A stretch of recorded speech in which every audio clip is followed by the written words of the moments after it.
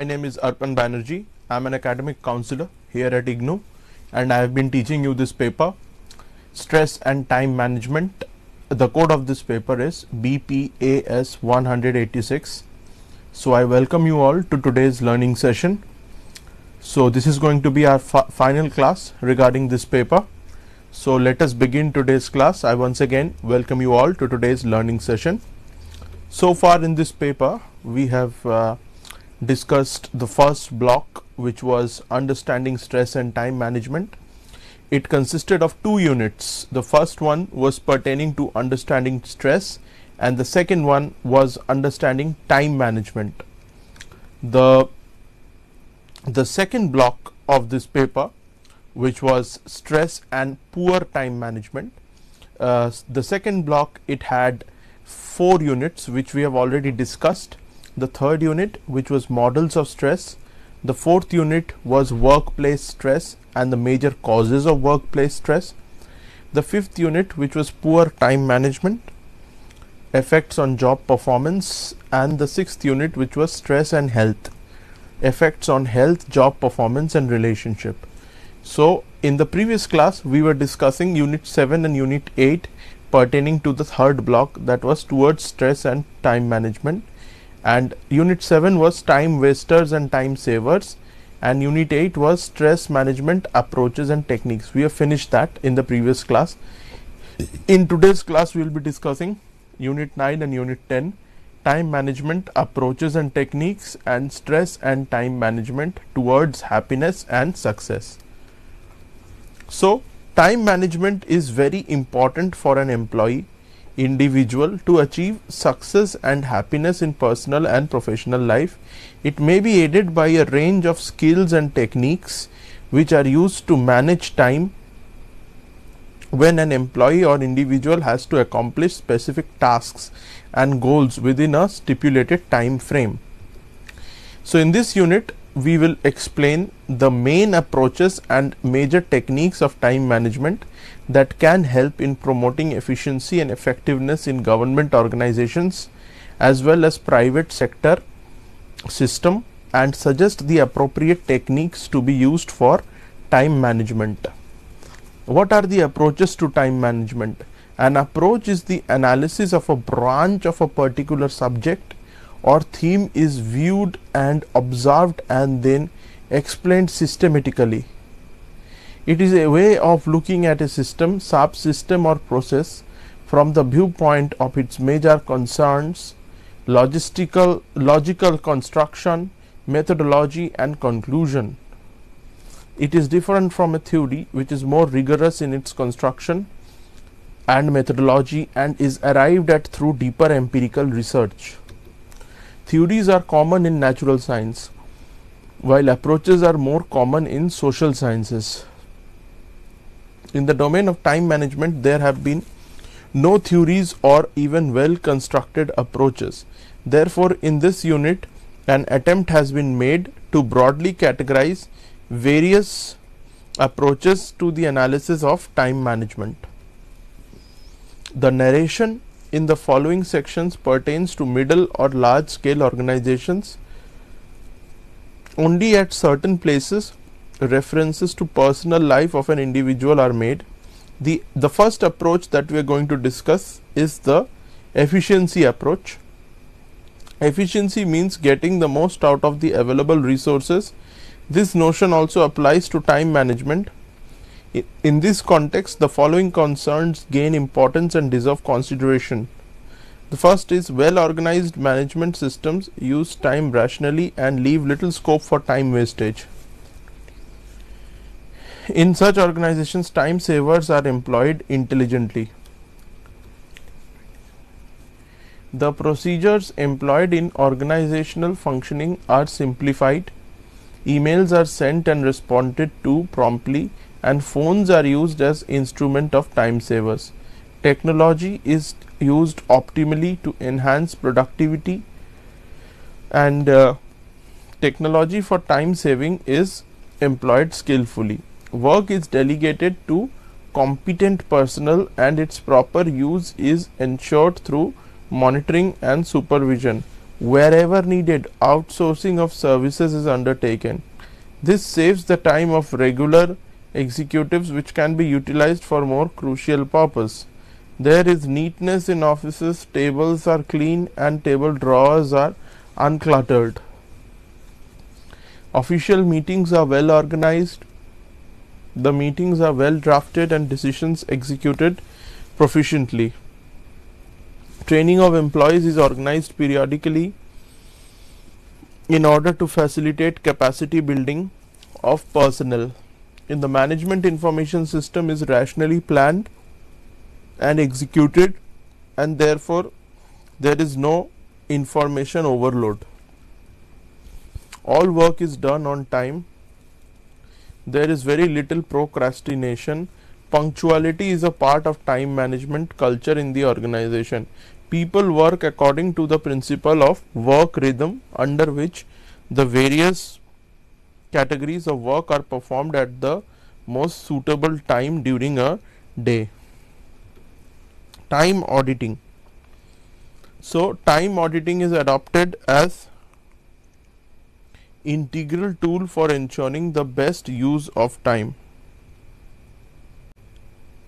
Economy in expenditure becomes a natural outcome of the efficiency approach.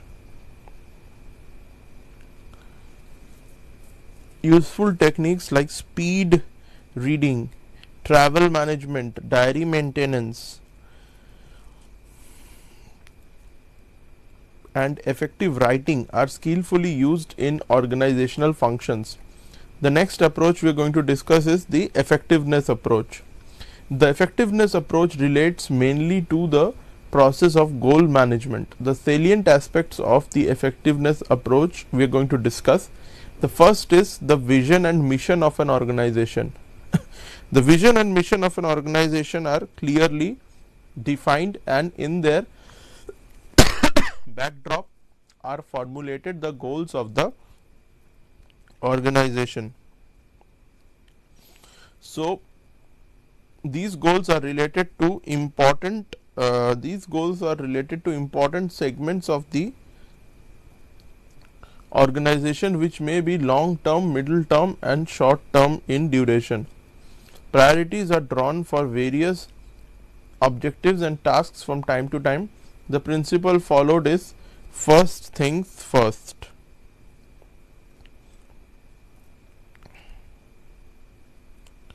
So, the stress is evident on SMART, that is specific, measurable, achievable, realistic and time bound goals. There is a great stress on scientific methods of plan formulation, plan implementation and plan evaluation. For the achievement of goals, responsibilities are specified.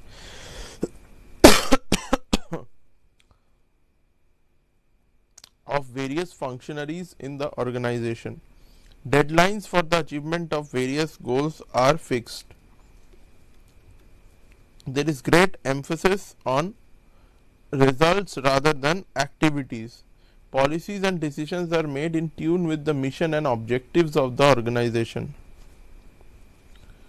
Daily to-do lists are prepared for the organization in its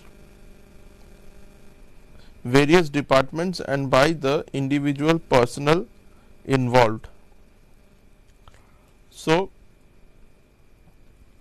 work culture is positive, people are dedicated, work culture is positive and people are dedicated to the performance of their duties. Efficiency and effectiveness are integrated rationally in an organization following the maxims of sound time management. So, the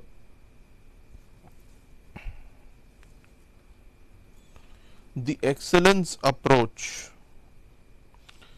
In a system adopting proper time management design, the following characteristics are evident. The first is the 80-20 principles is followed, where at least 20% of the work of the time is used for more valuable and crucial activities. The rest 80% is used for undertaking routine activities.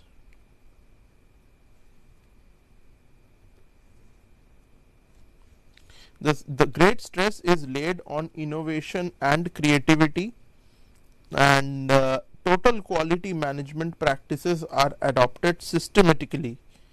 So, total quality management practices are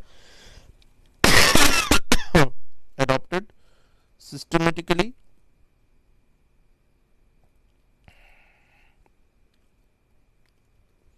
The objective of all subsystems in the organization is to ensuring optimal excellence in their functioning and operations. Encouragement is given to the process of reflection, introspection, and quiet time for creative thinking and strengthening the organization for future planning.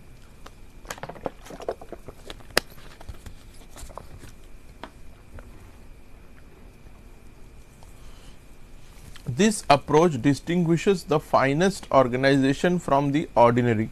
In contemporary competitive times, this approach is most effective for attaining higher performance.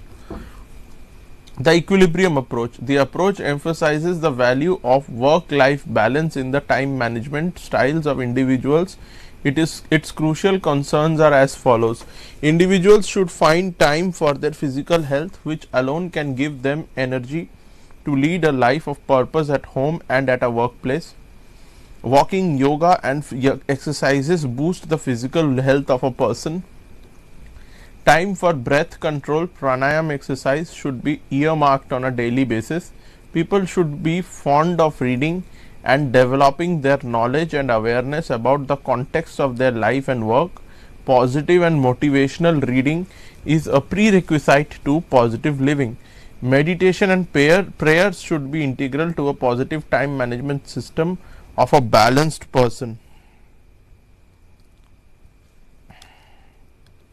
Family should be given quality time by professionals.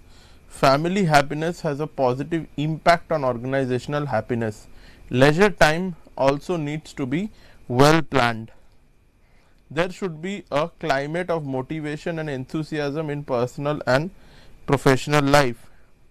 People should love their work and draw satisfaction from it.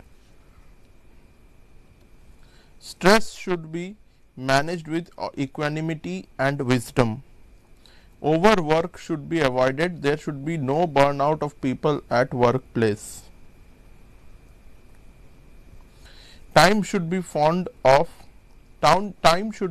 for nurturing friendships. Recent researches underscore that friendships are most effective for happiness and longevity. Time should be found for performing social responsibilities such as rendering service to the less privileged sections of society. In the above backdrop, we move to a discussion of important techniques of time management. What are the techniques of time management? The first is preparing to-do lists. All responsible executives in government and managers in private enterprises prepare to-do lists every day. A to-do list has columns for all important activities to be undertaken during a particular day. For instance, activities can be classified as follows, as under. The first is urgent tasks to be performed. The second is meetings to be attended. The third is emails to be sent. The fourth is phone calls to be made. Fifth is visits outside and domestic work. There can be other categories of tasks depending on the needs of each organization. Another important part of a to-do list is mentioning the specific time when each task listed for the day will be performed. For instance, 9:30 a.m. reaching office, 10 a.m. disposal of files, 11 a.m. evaluation of work officers, work of officers.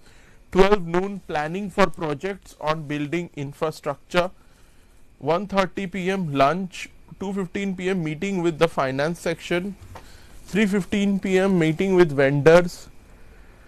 3:45 p.m. meeting with the grievance committee. 4:30 p.m. meeting at the secretariat. 6 p.m. disposal of files. 6:30 p.m. leave for home. 8 p.m. dinner. 9 p.m. TV with family. 9:30 p.m. reading the book on positive thinking. 10:30 p.m. sleep. All the above details may not be necessarily in a to-do list. Maybe domestic activities can be excluded from it, and only official matters may be listed. In Japan, to-do lists are prepared according to the priority of various tasks on different colored chit pads or stick-ons. Each color has a specific connotation of importance, and it is expected of a person that she will first focus on the most important tasks of a to-do list and then move on to the others in importance. As an alternative, we can have one page for the to-do list and note down various tasks in different colors of ink.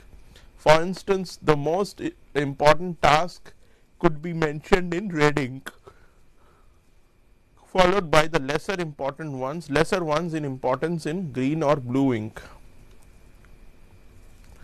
The 80-20 principle. 80% of official time is generally spent on activities that have only 20% value. Such activities are routine activities in administration, with only 20% of the time. When crucial or most significant tasks are undertaken with focus, we attain 80% of the results. Thus, 20% of time used in a systematic manner and with well planned strategies, 80% of profits, benefits or outcomes can be achieved. Richard Koch, in an interesting book, Living the 80-20 Way, believes that the objective of sound time management should be work less, worry less, succeed more and enjoy more. The groundbreaking research into the well validated 80-20 principle underscores that 80% of results flow from 20% of efforts. For instance, 80% of sales usually come from 20% of customers. Importantly, this principle is not just confined to commercial operations, but has great relevance even in the personal lives of people. The crux of the 80-20 principle is that we should work out first the things that are most important and which will help us to achieve our important goals. This will require ignoring the mass of trivia that crowds our lives. Thus, it is possible to apply the maxim of less with more and more with less to the domains of success, money, relationships, good life and personal action plan for self transformation. The implication of this principle for time management is that we should place higher importance and value on activities that can produce the most and the best results with the least cost in terms of human and material resources and time. Following the 80-20 principle enables anyone to get extraordinary result without making extraordinary efforts.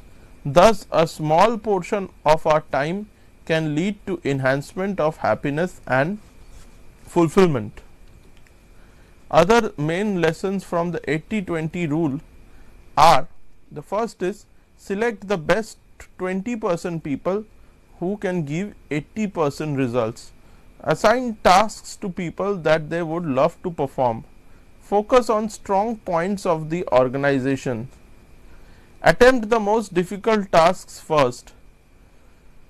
Spend considerable time in selecting the goals and their priorities. Self-discipline and concentration are the key to excellent performance. Prioritizing. An important technique of time management is prioritizing, that is classifying tasks according to their importance and urgency and then arranging them according to their significance. This way, the most important and most urgent tasks will be at the top of the list of assignments to be undertaken. Conventionally, there are 4 types of tasks to be performed in a particular period: day, week, or month. The first is important task, second is not important, third is urgent, then urgent and important, then we have urgent but not important, then we have the non-urgent task, then the important but non-urgent, and then we have the neither urgent nor important tasks. This classification for daily to-do list is a most meaningful exercise. Next to the urgent as well as important tasks would be either urgent and not important or important but not urgent tasks. There is a general tendency to undertake urgent but not important tasks because of the immediate pressure of the former. In this process, the more important tasks which may not be urgent get pushed to the background. Therefore, a better way in this respect would be to assign deadlines to all important tasks and merge and meet them with highest attention. Optimum excellence. Excellence means continuing betterment and improvement in one's performance. Time should be so utilized that it generates qualitative products or services. Sometimes we misinterpret excellence as perfection. This is not correct. Excellence is a feasible objective, while perfection is an idealistic goal that cannot be reached in totality. In other words, perfection is the ultimate state of qualitative attainment. It is the peak of excellence and represents the highest state of human endeavor. There is an innate desire in every human being for being perfect. Even if we are unable to reach perfection, aiming for it in itself is commendable. One must, however, understand the difficulties in treading on the path of perfection. We may not have all the resources necessary for achieving perfection. We may not even know the best strategies to attain it, and on top of it all, we may not have a team of people who would possess the acumen and skills required for achieving perfection. Some define a perfectionist as a person who takes great pains and gives pain to others. Understanding the limits to perfection is a sure sign of wisdom. The debate between excellence and perfection should not be misunderstood. We should certainly aim for zero defect levels in the operation and maintenance of the machinery in accordance with the principle of total quality productivity, but until we are able to achieve that goal, we cannot stop the production process and reject the products outright. In attaining goals, there are non-measurable and qualitative. In attaining goals that are non-measurable and qualitative, the endeavor should be aimed at registering constant improvement, a commitment to excellence. This would enable the most optimum use of time. The philosophy of excellence implies moving from well to better always. That is why excellence should be treated as a constant journey and not as an ultimate goal. Do it to a finish. Whenever any important task assignment is given to a competent and responsible person, it is expected of him or her to finish it at the earliest.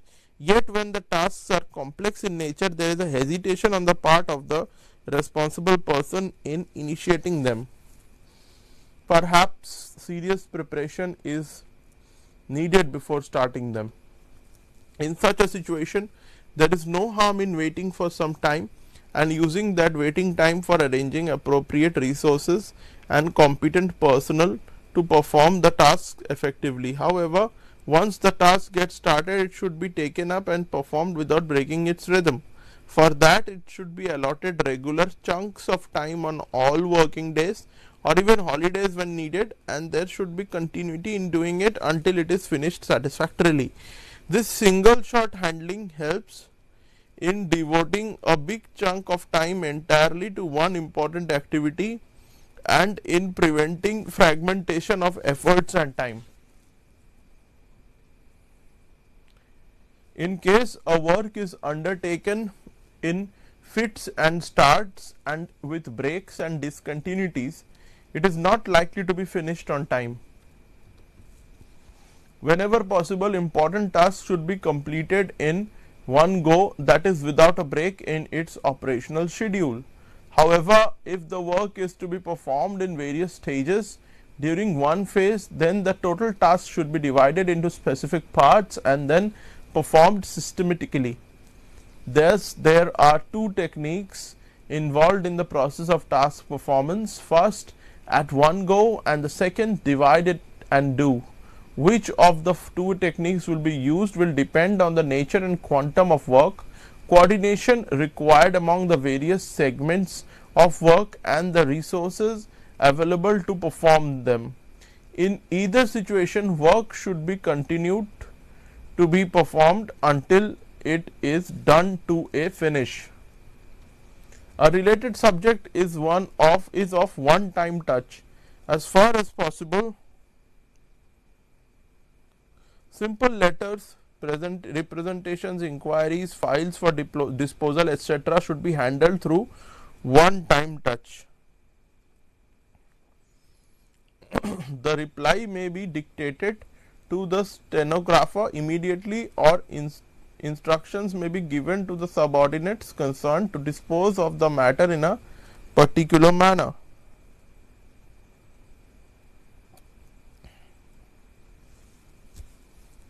The officer oriented system in certain departments of the Government of India and the British Whitehall Secretariat follow a pattern where an officer dealing with a particular group of subjects disposes them of at her or his level, and thus channels of official procedure in such cases is considerably reduced. Time auditing. While auditing of financial expenses and investment is a common practice in government as well as private organizations, time auditing is undertaken only rarely. Yet it cannot be desired that the auditing of time spent can be most useful in enhancing economy and effectiveness in an organization. An objective and dispassionate look at how an organization is spending its time will help it to reinforce the habits of the personnel and organize work patterns that are useful and meaningful, and discard or modify the time spending behaviors that give least satisfaction or generate dissatisfaction. This could be done through a long book having details of the time spent during a day. There may be 3 columns on a long page, one each for the time, the activity undertaken, and the remarks.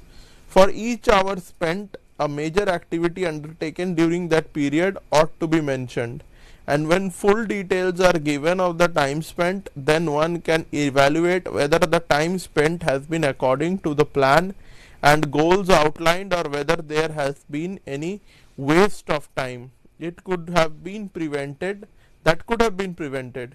Comments on the utility or futility of time spent can be mentioned in the remarks section.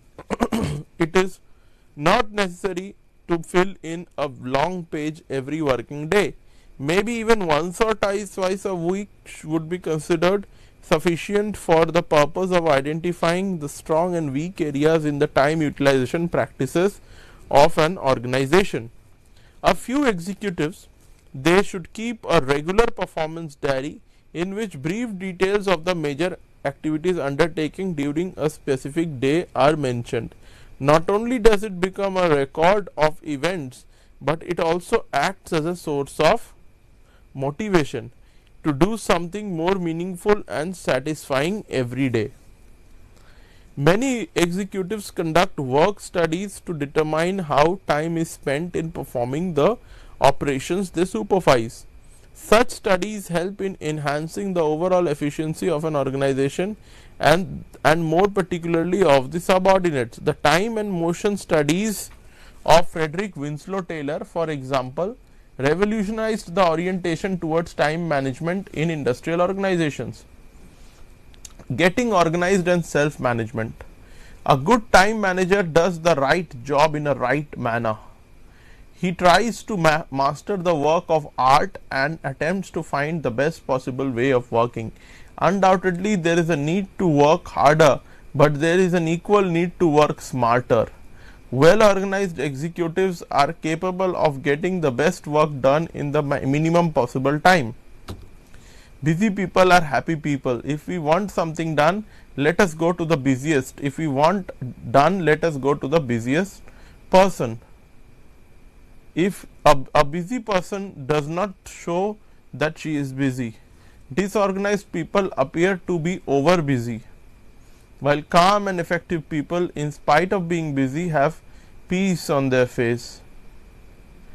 No doubt, the scientific method of work is stressless, productive, and satisfying. Sound self management leads to effective time management. An individual's lifestyle and his approach to the conduct of official and non-official business decides considerably the speed and quality of work performed by him. Good habits are the best source of sound time management. Those who are particular about the maxim, like a time for everything and everything at its time, and a place for everything and everything at its place, will be able to minimize the wastage of time that results from mismanagement. Let us keep a watch on our lifestyle and working habits and try to improve upon them as much as possible. A few principles of organized working are as under. The first is, every activity ought to be linked to the ultimate goal. Ensure the maximum utilization of resources in achieving the goals. Tackle all tasks and activities in a phased and sequential manner. A time for everything and everything at its time. A place for everything and everything at its place. If a work is worth doing, it is worth doing well. Time wasters must be minimized and time savers must be multiplied. Constant monitoring of the results of actions in each successive phase reduces the chances of flaws and imperfections. Motivational work culture. Work culture refers to the attitudes, norms, habits, and behavior of the personnel towards work. In course of time, a culture of work performance develops in an organization that characterizes its functioning. When there is lethargy, unpunctuality, procrastination, red tapeism, and passing the buck in an organization, this symbolizes negative work culture. On the other hand, a positive work culture is marked by dedication to work and a sense of responsibility. An organization with a positive work culture will have a positive impact on the performance of an organization. Hence, its top management should endeavor to create and nurture features that improve its overall environment. What are those characteristics? The first is an idealistic vision and mission. The second is well defined multi-level goals. The third is clearly defined authority and responsibility of personnel. Then we have stress and on efficiency and effectiveness, emphasis on good quality of products and services, creativity, respect for individuals, and client or citizen orientation. Motivation linked with performance, high job satisfaction, open communication, inspiring leadership, an appreciative climate, a stressless environment, challenging jobs, healthy employer-employees relations, team spirit. In a positive work culture, time is utilized most rationally, and this applies to organizations as well as individuals. In contemporary progressive organizations, there is great stress on developing positive work culture. The success of Microsoft, Infosys, Tata, Wipro, Ford Motor Company, Suzuki or Sony is primarily the outcome of this positive work culture. The same is true of Wharton, Kellogg, Harvard, Cambridge, Oxford or Yale schools and IIMs and IITs in India. There are several government organizations that are known for sound work culture. These include DRDO, ISRO, Bhabha Atomic Research Center, AIMS, the PMO, as well as several chief ministers' offices. India needs to focus on creating a vibrant work culture and in all its organizations, including the government systems, in order to emerge as a major world power. Now, if we talk about well organized system, time management is influenced by the styles of the personnel that are working at different levels in an organization. In a well planned or management system, attention is paid to developing devices for enhancing efficiency and effectiveness. There is a need to constantly improve the procedures and methods at the workplace, upgrade equipment, improve staff skills, systematize record management, make financial management foolproof, streamline human relations in administration, cut operational costs, delays, reduce paperwork and speed up the disposal of routine tasks. An important requirement of efficiency is minimizing paperwork and using electronic methods of data retrieval increasingly. Unnecessary paperwork leads to avoidable clutter on desks and almirah and in drawers. The Digital India movement is transforming the official work pattern in government systems. It would be readily advisable to examine systems periodically and make improvements wherever required. It may even be useful to consult the office personnel from time to time in this respect, so that they feel involved in the process of organizational change. Being more productive, a few guidelines in this respect are as follows. Always keep in view the goals and policies to be followed. Have daily and weekly plans of work for yourself and your subordinates. Check every day whether the organization is moving nearer its goals. Make procedures simple, cut the red tape. Prepare job descriptions of all personnel, conduct work studies. Also use the organization and methods techniques. Make correct decision efficiently, avoid filing useless and irrelevant information, develop a systematic and scientific filing system, break big jobs into parts and distribute them to people and give a deadline for each component, do regular follow up, get feedbacks, take corrective action swiftly, keep desks and drawers clean. Effective delegation. Napoleon Bonaparte, the former emperor of France, used to proclaim, I multiply myself through delegation. Truly, a good executive can multiply himself or herself by wisely delegating responsibilities to his or her team members. No doubt there are certain tasks that have to be handled by the top man herself, to the top man himself, yet a large number of functions can be reasonably and safely delegated to the various members of the organization. While delegating responsibilities, concern should be shown for the nature of the task and its complexity and sensitivity, and the competence of the task of the person to whom the task is delegated.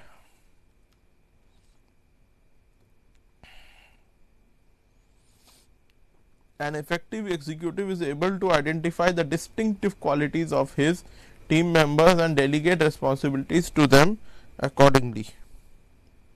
Once the delegation is made, there should be the least interference by the boss, that is, she should avoid interfering with the delegated tasks except when the situations demand otherwise. What his or her team members can do well, the boss should not do himself or herself. Thus, a good executive entrusts her team members with appropriate responsibility. Only then people will feel really responsible towards their obligations. When tasks are delegated, they require constant and effective monitoring and supervision to ensure that the delegated responsibilities are performed faithfully and corrective action is taken from time to time. And when it is observed that a particular person is unable to fulfill the task and his or her responsibilities in an effective manner, reallocation of task becomes necessary. There are executives who by nature are centralizers, or they do not fully trust their team members. Their approach restricts the scope of delegation and adds to their own burden.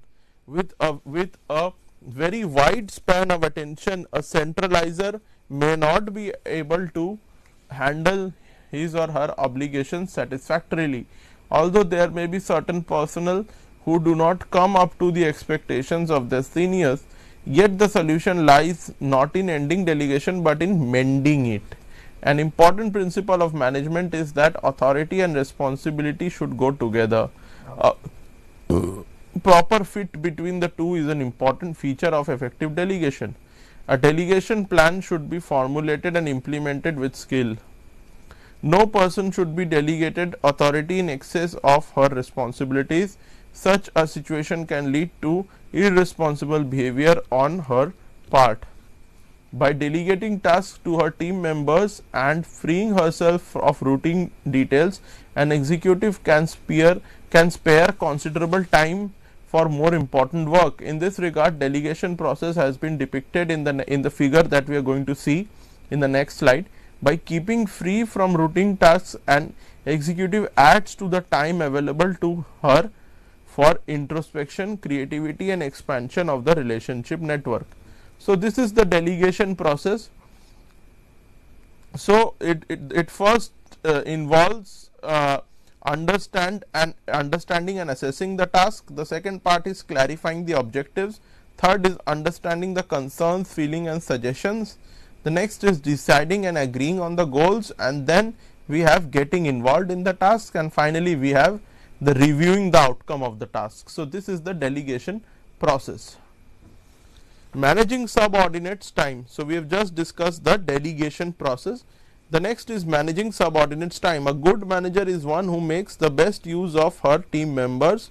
He assigns works to them as per their competence, guides them, supervises, monitors and counsels them from time to time, and when everyone has an appropriate amount of work according to her competence and liking, productivity in an organization improves. Rational delegation of authority and responsibility is the key to appropriately use the human resource. All personnel of working at various levels in an organization should be encouraged and guided to plan their own time and rationalize their tasks. Accordingly, every person in an organization should have her daily time schedule properly drawn up. A sound culture of time management has a positive impact on the entire organization. It has been observed, for instance, that if the boss has the habit of making a to-do list every day, her subordinates emulate their boss. A good boss is one who values her subordinates' time as much as she does her own. She recognizes that she and her team members play complementary roles. A good time manager pays special attention to the training of her personal assistants. This is perhaps the best investment of time. No executive can be truly efficient without an efficient personal staff. Therefore, subordinates should be groomed to be competent, well organized, alert and skillful in behavior. Moreover, the values of loyalty, sincerity, punctuality should be inculcated in the staff. For this purpose, apart from the exemplary behavior of leaders, constant guidance and good counseling by them will be essential.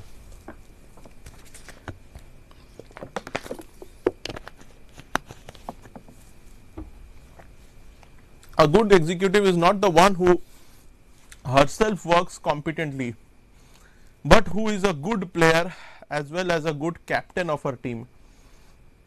A self-motivated individual supported by a motivated team is capable of deriving the maximum from all the resources available to her.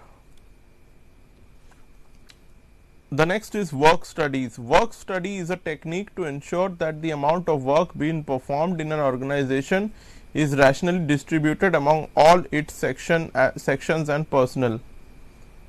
There should be no overburdening of work with some personnel, and likewise there should be no employees who have very little work to do. In other words, every person or section should have sufficient work to be performed and completed during the time available of 7 to 8 hours a day. No doubt one has to put in extra hours of work sometimes, more particularly during crucial periods like the end of a financial year or during certain crises like COVID-19. What is being underscored here is that in normal times there should not be an imbalance between work and time. When there is a lack of competence in some personnel, their work is transferred to those who are relatively more competent. This situation should not be allowed to persist. The untrained employees should be trained methodically so that they become capable of performing their responsibilities satisfactorily. When an additional burden is placed on certain employees, it might cause them fatigue. They might feel discriminated, and if that happens, their level of motivation gets diminished. At other times, when certain employees have spare time, they are likely to waste it and become casual about their responsibilities. Such imbalances are observed in some large scale organizations, where the seniors prefer to bring into their work teams brighter juniors, leaving the less bright employees marginalized. A sound system of work study therefore needs to rationally distribute work among the various work units and individuals according to prudently determine norms to ensure the best use of time at all levels and the need to achieve higher standards of job performance. Planning is the program of action for a specific period for the achievement of certain predetermined goals. It facilitates the best possible utilization of available resources, enhances efficiency, checks wastage of material and human resources, helps in making the best use of time, and creates a favorable environment for higher productivity. Planning makes us proactive, and the lack of it makes us reactive. There is an old saying, those who fail to plan to fail. Truly, planning is considerably essential for organizing personal as well as professional life. Anything to be done properly requires systematic planning. Experience shows that those who are high achievers and peak performance always believe in the maxim, plan your work and work your plan. The planning process has three stages: formulation, implementation and evaluation, which is evident in the next figure we are going to see in the next slide. Formulation involves matching resources with goals. The time duration for a plan may vary from a long period of 15-20 years to a feasible period of 5 years, or even shorter periods of 1 year, half a year or quarter, a month and a week. Planning can be for one single day as well. In fact, planning for one day, more particularly today, can be most realistic. What we should keep in mind is that there is an integral relationship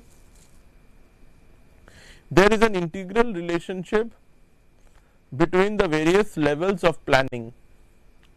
Today's plan should have an organic relationship with the weekly, monthly and quarterly plans. This approach helps us in moving smoothly and purely towards the broader goals of an organization. The planning process, it involves formulation, implementation and evaluation, and then taking feedback. So, goal setting and achievement. The skill of goal setting is the key to organizational development. The goals may relate to the following aspects of organizational functioning. The first is structural development and reorganization. The second is functional diversification. The third is human resource management. The fourth is financial planning. The fifth is quality improvement. Then we have customer satisfaction and advertising and branding. Likewise, in personal life also, goals should be distinguished for the various facets of life, like improved physical health, mental development, refining emotional intelligence, enriching family relations, evaluating spiritual intelligence, strengthening social relations and ensuring professional excellence. A balance among all these facets will help attain success and happiness in personal and professional life. There could be other kinds of goals, but all such goals should have specific period. Hierarchy of goals. First, we have the daily goals, then we have the weekly goals, then we have the monthly goals, then we have the quarterly goals, then we have the annual goals, then we have the 5-yearly goals, 10-yearly goals and lifelong goals. There should be proper synchronization between all the above types of goals, whether related to functional areas or time slots. only then an excellent goal plan will be drawn. All the goals ought to be integrated and intertwined in such a manner that the achievement of one goal helps in the fulfillment of other goals. For instance, the fulfillment of daily goals helps in the achievement of goals for weekly and monthly durations. While drawing up a goal scheme, all the concerned stakeholders should be brought together for holding systematic discussions. This will help in drawing upon the collective wisdom in strategizing goals. When all the concerned actors and groups are consulted, the goals become more practical and implementable. Once the goals have been specified and the timeline of their achievement designed properly, then the concerned departments, sections and individuals should be informed about them and their respective responsibilities are made clear. At the decentralized level, the goals are converted into targets which are more specific and time bound. So, when we talk about SMART goals, all goals, whether personal or organizational, ought to be SMART, that is specific, measurable, achievable, realistic and time bound. Specific goals are clear and they have no ambiguity. Measurable goals are quantifiable and thus can be evaluated systematically. Achievable goals are as per the human and financial resources available to achieve them. Realistic goals are based on their practicality and implementability in a particular time span, and time bound goals have identified deadlines for achieving various targets. If no deadlines are specified, the tasks are likely to be postponed. It is a well accepted principle that goals without deadlines are dead goals. Besides being SMART, the goal should be challenging or moderately difficult. Otherwise, individuals or organizations will not grow. Challenges create energy and resources to face them. This characteristic is a key feature of achievement and motivation. Further, it may be stressed that goals should not be rigid. There should be enough flexibility in order to allow adjustments as per emergent situations. The next we have is self-management. Self-management involves breaking old, unproductive and negative habits and creating and strengthening new positive ones. More than 100 years ago, William James, the famous American philosopher, suggested a strategy for replacing bad habits with good ones. He recommended that one should be clear about one's desired goals, understand that change of habits is a difficult process, launch the new habits strongly, practice the new habits often, not allow even one exception until the habits are firmly ingrained, move ahead with determination in case there is any lapse anytime. Self-management is a concept that is gaining newer dimensions every day. Besides developing discipline in life and meticulousness in the job at hand, it involves regulating one's nature, controlling moods, reducing anger, behaving rationally and most notably managing times wisely. The above narration of various time management techniques is not exhaustive. There are several other techniques that can make time management an effective instrument for enhancing the capacity and performance of individuals as well as organizations. Yet the most significant and popular ones have been briefly discussed in this unit. A careful selection of techniques for the right purpose and in a right situation will be the key to their effectiveness at personal as well as professional levels. The study highlights that time management is very important, which may be aided by a range of techniques which are used to manage time when an employee individual has to accomplish specific tasks and goals within a stipulated time frame.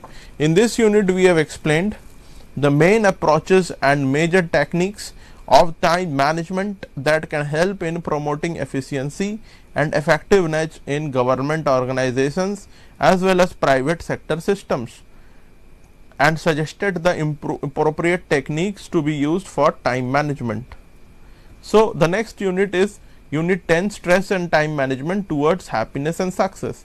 While we discuss the issue of stress management for success, it will be logical to analyze how better time management can help in reducing stress. In this unit, we will focus on significance of stress and time management for happiness and success in personal and professional life.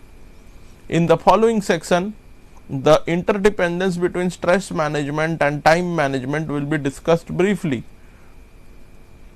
Before looking at the means and methods that successful people employ for managing stress, manage stress through better time management. The world of poor time management comprises missing deadlines, nagging problems, breaking of promises and painful harassments.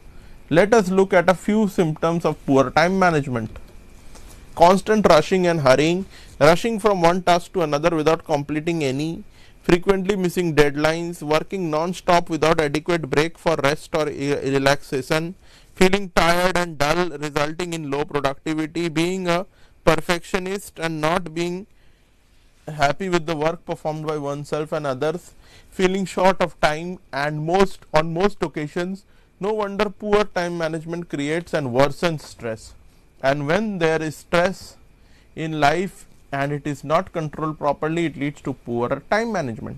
We are well aware that oversleeping, dullness, withdrawal, brooding, anxiety, anger, frustration and tension reduce our energy and eat into our precious time. Poor time managers might suffer from burnout, chronic fatigue and immense deficiency syndrome. Here are a few factors that may lead to great stress. Unbalanced time management is likely to cause poor health, dull mind, loss of creativity and less time for family. Work without proper prioritization may marginalize the more important tasks, thus leading to lower productivity. Moreover, the neglected tasks are likely to generate feelings of guilt and stress. Putting an enormous burden on oneself on account of poor delegation can unduly tax one's body and mind. Attempting too much at one time adversely affects the quality of work. Excessive workload will force an executive to concentrate on routine tasks at the cost of more crucial tasks. The result will be greater stress. Unplanned and unfinished work in the office will force one to carry his anxieties home. Unscientific time utilization may cause physical and mental fatigue, which in turn may trigger hypertension. Dissatisfaction with one's time management style and the outcome therefore may lead to anger and irritation. Tips for stress management through better time management. The first, Brain Loomis and other experts have suggested ways to control stress through certain practical strategies of time management. The first is maintaining work life balance. The second is following the guidelines of good health, pranayam, relaxation and meditation. The third is being realistic about multidimensional goals. Fourth is planning your work and working your plan. The fifth is preparing daily to-do lists as per priorities and tackling complex problems with care and caution. Also delegating and monitoring the work delegated effectively, as well as doing time auditing, cutting the time wasters and employing time savers and developing a habit of happiness. So, we have discussed these different techniques of how time stress management can be done through time management. So, we have discussed the 8th and the 9th unit, and the rest will continue in the next class. We have discussed stress management and we have discussed time management and proper planning as well in this class. So, I thank you all for joining today's class. Namaste.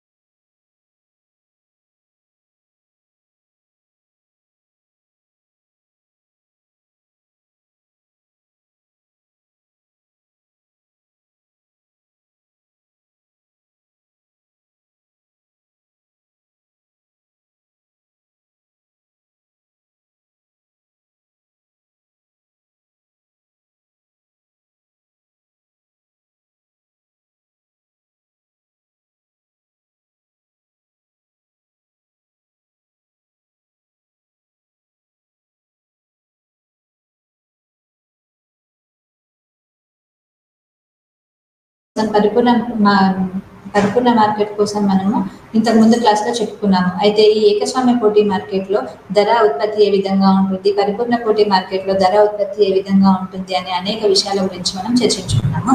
అయితే మళ్ళీ ఒకసారి ఈ విషయాలను మనం చర్చించుకుంటూ ముందుకెళ్దాం. ఏకస్వామ్య పోటీ మార్కెట్లో ఏ విధంగా ఉంటుంది అంటే ధర మరియు ఉత్పత్తి అనేది. అసలు ఏకస్వామ్య పోటీ అంటే ఏంటి ఫస్ట్ తెలుసుకుందాం మనము. ఏకస్వామ్య పోటీ అనేది అసంపూర్ణ పోటీ మార్కెట్. అసంపూర్ణ పోటీ మార్కెట్ ఒక రూపం అన్నమాట. ఇందులో అనేక మంది అమ్మకందారులు ఒకే రకమైన కానీ కొన్ని విభిన్నమైన వస్తువులు అమ్ముతారు. వస్తువుల మధ్య నాణ్యత, బ్రాండ్లు, ప్యాకేజింగ్ వంటి వాటిల్లో తేడాలు ఉంటాయి. ఇక్కడ ఈ మార్కెట్ లో సంస్థలు సులభంగా ప్రవేశించవచ్చు లేదా నిష్క్రమించవచ్చు. ఏకస్వామ్య పోటీ మార్కెట్ లో ఏ విధంగా ఉంటుంది అంటే ఇక్కడ అసంపూర్ణ పోటీ మార్కెట్ లో లాగా ఎప్పుడంటే అప్పుడు నిష్క్రమించవచ్చు, ఎప్పుడంటే అప్పుడు రావచ్చు, అలా ఉండదు. ఏకస్వామ్య పోటీ మార్కెట్ లో ఏ విధంగా ఉంటుంది అంటే ఏకస్వామ్య పోటీ మార్కెట్లో ఒక వస్తువును తయారు చేయడానికి ఎక్కువ పెట్టుబడి పెట్టవలసి వస్తుంది. అంతేకాకుండా ఆ వస్తువును మనము ఉత్పత్తి చేయాలి అంటే ఆ వస్తువుకు ధరను నిర్ణయించాలి, ఉత్పత్తిని కూడా పెంచాలి. అటువంటి టైంలో మనకు ఏకస్వామ్య పోటీ మార్కెట్ అనేది చాలా తక్కువ మంది చేస్తారు. ఇక్కడ మనకు లాభాపేక్ష ఎక్కువగా ఉంటుంది. వాళ్ళు ఎక్కువగా లాభాన్ని చూస్తారు, ఉత్పత్తిని చూస్తారు. కాబట్టి మనం ఇక్కడ చాలా మంది మధ్యతరగతి వాళ్ళు ఇక్కడ ఏకస్వామ్య పోటీ మార్కెట్లో ఉత్పత్తి అనేది చేయలేరు. అయితే స్వల్పకాలంలో ఇది ఏమవుతుంది అంటే ధర మరియు ఉత్పత్తి నిర్ణయం ఏ విధంగా ఉంటుంది అంటే ఏకస్వామ్య పోటీలో ఉన్న సంస్థలను లాభాలను పెంచుకోవడానికి ఏకస్వామ్యంలో ఉన్న సంస్థల మాదిరిగానే వ్యవహరిస్తాయి. కాబట్టి ఇక్కడ మనము మార్జినల్ రెవెన్యూ మరియు మార్జినల్ కాస్ట్ సమానం అయ్యే వరకు అంటే ఉపాంత రాబడి మరియు ఉపాంత వ్యయం సమానం అయ్యేంత వరకు ఉత్పత్తి స్థాయిని పెంచుతూ ఉంటాయి. ఇవి ఇక్కడ లాభాలు ఏ విధంగా ఉంటాయి ఏకస్వామ్య పోటీ మార్కెట్లో అంటే స్వల్ప కాలంలో సంస్థలకు అధిక లాభాలు అంటే సూపర్ నార్మల్ ప్రాఫిట్స్ రావడానికి వీళ్ళు ఎక్కువగా ఆసక్తి చూపుతారు. అంతేకాకుండా సాధారణ లాభాలు లేదా నష్టాలు కూడా ఇక్కడ వచ్చే అవకాశం ఉంది. ఎందుకు అంటే ఇక్కడ పెట్టుబడి ఎక్కువగా ఉంటుంది, ఉత్పత్తి తక్కువగా ఉంటుంది. అంతేకాకుండా మధ్యతరగతి వాళ్ళు ఎవరు కూడా ఏకస్వామ్య పోటీ మార్కెట్లో ఉత్పత్తిని అసలు ఆ మార్కెట్ లో దిగడానికి ఇంచుమించుగా ఇష్టపడరు ఏకస్వామ్య పోటీ మార్కెట్ లో. అంతేకాకుండా ధర నిర్ణయం ఏ విధంగా ఉంటుంది ఏకస్వామ్య పోటీ మార్కెట్ లో అంటే మార్జినల్ కాస్ట్ అనేది ఉత్పత్తి స్థాయిని నిర్ణయిస్తుంది. ఇక్కడ దాని తర్వాత ఆ ఉత్పత్తి స్థాయికి అనుగుణంగా డిమాండ్ రేఖ మీద ఉన్న ధరను నిర్ణయిస్తారు. దీర్ఘకాలంలో ధర మరియు ఉత్పత్తి నిర్ణయం ఏ విధంగా ఉంటుంది అంటే దీర్ఘకాలంలో ఏకస్వామ్య పోటీలో ధర మరియు ఉత్పత్తి నిర్ణయాలు స్వల్పకాలం కంటే భిన్నంగా ఉంటాయి. దీర్ఘకాలంలో ఏ విధంగా ఉంటాయి అంటే ఏకస్వామ్య పోటీ మార్కెట్లో మరియు దీర్ఘకాల పోటీ మార్కెట్లో ఏ విధంగా ఉంటాయి అంటే ధర మరియు ఉత్పత్తి అనేది స్వల్పకాలంలో నిర్ణయాలు భిన్నంగా ఉంటాయి. లాభాలు 0 అవుతాయి ఇక్కడ. ఎందుకంటే స్వల్పకాలంలో అధిక లాభాలు వస్తూ ఉంటాయి కనుక కొత్త సంస్థలు ఆకర్షితులై మార్కెట్లోకి ప్రవేశిస్తాయి. దీనివల్ల ప్రతి సంస్థ యొక్క డిమాండ్ ఎడమ వైపుకు మారుతుంది. కాబట్టి ఇక్కడ లాభాలు తగ్గేలా చేస్తుంది. చివరికి లాభాలు ఒక టైంకి వచ్చేసరికి ఏమవుతాయంటే 0 అయ్యే అవకాశాలు, కొత్త సంస్థల ప్రవేశం కొనసాగుతుంది కాబట్టి 0 అయ్యే అవకాశం ఎక్కువగా ఉంటుంది. సాధారణ లాభాలు ఎక్కడ ఏ విధంగా ఉంటాయంటే ఇది దీనికి పూర్తిగా విరుద్ధంగా ఉంటాయి. స్వల్పకాలంలో నష్టాలు వస్తూ ఉంటే కొన్ని సంస్థలు మార్కెట్ నుంచి నిష్క్రమిస్తాయి. దీంతో మిగిలిన సంస్థల డిమాండ్ లేక కుడివైపుకు కదులుతుంది. చివరికి నష్టాలు లేకుండా సాధారణ లాభాలు మాత్రమే వచ్చే వరకు ఇది జరుగుతూ ఉంటుంది. సమతుల్య స్థితి ఈక్విలిబ్రియం ఎక్కడ వస్తుంది దీర్ఘకాలంలో ధర మరియు ఉత్పత్తి నిర్ణయం ఈక్విలిబ్రియం ఎక్కడ సమానం అవుతుంది అనేసి అంటే దీర్ఘకాలంలో సంస్థలకు సాధారణ లాభాలు మాత్రమే వస్తాయి. ఈ స్థితిలో ధర సగటు మొత్తం వ్యయానికి సమానంగా ఉంటుంది. ధర మొత్తం సగటు వ్యయానికి సమానంగా ఉంటుంది. అయితే ధర మరియు అవుట్పుట్ ఏ దశలో ఏ విధంగా ఉంటుంది అంటే సంస్థ యొక్క డిమాండ్ రేఖ సగటు వ్యయ రేఖకు సమానంగా ఉంటుంది. అయితే ఈ సమతుల్య స్థితిలో ఉత్పత్తి స్థాయి స్వల్పకాలిక స్థాయి కంటే కూడా తక్కువగా ఉంటుంది. కాబట్టి ధర ఎక్కువగా ఉంటుంది. ఏకస్వామ్య పోటీ మార్కెట్లో అమ్మకందారుల వ్యయాల ప్రభావం ఏ విధంగా ఉంటుంది అంటే ఏకస్వామ్య పోటీలో వస్తు వైవిధ్యం ప్రోడక్ట్ డిఫరెన్సియేషన్ అనేది ఒక ప్రధాన లక్షణం అన్నమాట ఇక్కడ. అయితే ఈ వైవిధ్యాన్ని వినియోగదారులకు చేరువేయడానికి సంస్థలు మరియు ప్రకటనలు మరియు ఇతర అమ్మకం వ్యయాలు సెల్లింగ్ కాస్ట్ అనేది చేస్తారు ఇక్కడ. దాన్ని బట్టి డిమాండ్ అనేది పెంచుతూ ఉంటారు. అందువల్ల డిమాండ్ పెంచడం ద్వారా ఈ వ్యయాలు అన్ని ఏవైతే ఉన్నాయో అవి సంస్థ యొక్క డిమాండ్ పెంచడంలో సహాయపడతాయి. దాని ద్వారా ధరను నియంత్రించే శక్తి కూడా ఇక్కడ ఏకస్వామ్య పోటీలో పెరుగుతుంది. వనరుల వృధా కూడా ఏమవుతుంది అంటే కొన్నిసార్లు అధిక ప్రకటనల వల్ల వ్యయాలు వనరుల వృధాకు దారి తీయవచ్చు. అంతేకాకుండా గుత్తాధిపత్యంలో పోటీ ధర మరియు ఉత్పత్తి నిర్ణయాలు ఏ విధంగా ఉంటాయి అంటే ముఖ్యంగా monopolistic competition price and output decisions ఏ విధంగా ఉంటాయి అంటే గుత్తాధిపత్య పోటీ ధర మరియు ఉత్పత్తి. మనం ఇప్పుడు ఏకస్వామ్య పోటీ మార్కెట్ కోసం చదువుకున్నాం, పరిపూర్ణ పోటీ మార్కెట్ కోసం తెలుసుకున్నాం, వాటి లక్షణాల గురించి తెలుసుకున్నాము, వాటి మధ్య ఉత్పత్తి ఏ విధంగా ఉంటుంది, ధరని ఏ విధంగా నిర్ణయిస్తారు, సమతౌల్య స్థితి ఎక్కడో చేరుకుంటుంది, కుడివైపు ఉంటుందా వక్రరేఖ ఎడమ వైపు ఉంటుందా అనే అనేక విషయాల గురించి తెలుసుకున్నాము. అందులో భాగంగా గుత్తాధిపత్య పోటీ ధర మరియు ఉత్పత్తి నిర్ణయాలు ఏ విధంగా ఉంటాయి అనే విషయాల గురించి మళ్ళీ ఒకసారి చర్చించుకుందాం. చూన్నాక అయితే ఒక ఆర్థిక వ్యవస్థలో వివిధ మార్కెట్ రూపాలు ఉన్నాయి అనుకుందాము. అందులో ఒక పరిశ్రమ ఎలా పనిచేస్తుందో మరియు దానిలో పోటీ స్థాయిని అర్థం చేసుకోవడానికి అనుమతి ఏ విధంగా ఉంటుందో, అలాగే కంపెనీ మార్కెట్లోకి ప్రవేశించే ముందు వారి వ్యాపార వ్యూహాలు రూపొందించుకోవడానికి వాటిలో మోనోపాలిస్టిక్ పోటీ అనేది ఏ విధంగా ఉంటుంది, మార్కెట్ రూపాల్లో ఇది ఒక ముఖ్యమైన భాగంగా మనం ఈ మోనోపాలిస్టిక్ పోటీ యొక్క అంచనాలను మనం వేయవచ్చు. అయితే ఇక్కడ రెండింటి అంశాలను మిళితం చేసే మార్కెట్ నిర్మాణాన్ని మనము గుత్తాధిపత్య పోటీ ధర మరియు ఉత్పత్తి నిర్ణయాలుగా మనము పేర్కొంటాము. అయితే ఇక్కడ ప్రతి సంస్థ దాని పోటీదారు నుంచి కొంతవరకు భిన్నమైన ఉత్పత్తిని విక్రయిస్తుంటుంది. ఈ భేదం బ్రాండింగ్, నాణ్యత, లక్షణాలు లేదా ఇతర అంశాలపై ఆధారపడి ఉంటుంది. ఈ మోనోపాలిస్టిక్ పోటీ యొక్క ముఖ్యమైన లక్షణాల్లో ఉత్పత్తి భేదం, బహుళ సంస్థలు, ప్రవేశ మరియు నిష్క్రమణల గురించి స్వేచ్ఛ ఎక్కువగా ఉంటుంది. అంతేకాకుండా ధర లేని పోటీ యొక్క గణనీయమైన ఉపయోగం అనేది ఈ గుత్తాధిపత్యం పోటీ మరియు ధర ఉత్పత్తి నిర్ణయాలపైన ఎక్కువగా ఉంటుంది. మోనోపాలిస్టిక్ పోటీ అంటే ఏమిటి? మోనోపాలిస్టిక్ అంటే చదువుతుంది. మోనోపాలిస్టిక్ పోటీ అంటే ఏమిటి? ఇది ఒక రకమైన మార్కెట్ నిర్మాణం అన్నమాట. అయితే ఇక్కడ అనేక సంస్థలు సారూప్యమైన కానీ ఒకే రకమైనవి కానీ ఉత్పత్తులు విక్రయించడానికి ఉన్నాయి. ఇక్కడ ప్రతి సంస్థ కొంతవరకు మార్కెట్ శక్తిని కలిగి ఉంటుంది. బ్రాండింగ్, నాణ్యత, ఇతర లక్షణాల ఆధారంగా ఈ రకమైన పోటీలో నిర్దిష్టమైన వినియోగదారు విభాగాలను ఆకర్షించడానికి కంపెనీలు తమ ఉత్పత్తులను వేరు చేస్తాయి. మోనోపాలిస్టిక్ పోటీదారులు దాదాపు దగ్గరగా ప్రత్యామ్నాయ వస్తువులు ఉన్నప్పుడు సరఫరా చేసే ఇతర సంస్థల నుండి పోటీని కలిగి ఉన్నప్పటికీ కూడా వస్తువులలో వ్యత్యాసం కారణంగా వారి సంస్థలు ఇప్పటికీ ఉపాంత ధర కంటే ఎక్కువ ధరకు వసూలు చేయగలవు. అటువంటి మార్కెట్ నిర్మాణం అంటే పోటీ మరియు మోనోపాలిస్టిక్ యొక్క లక్షణాలు కలిసి ఉంటాయి. తద్వారా వినియోగదారులు అనేక ఎంపికలను ఇక్కడ ఎదుర్కొనే అవకాశం ఉంటుంది. చివరికి అది తక్కువ కాదు, అలానే ఎక్కువ కాదు. మోనోపాలిస్టిక్ పోటీ అమ్మిన ఉత్పత్తులలో ఆవిష్కరణ మరియు వైవిధ్యాన్ని కలిగి ఉంటుంది. అలాగే సంస్థలు తమ అత్యల్ప ధరకు ఉత్పత్తి చేయడంలో విఫలం కావడం వల్ల అసమర్థత కూడా ఇది ఒక కారణంగా చెప్పుకోవచ్చు.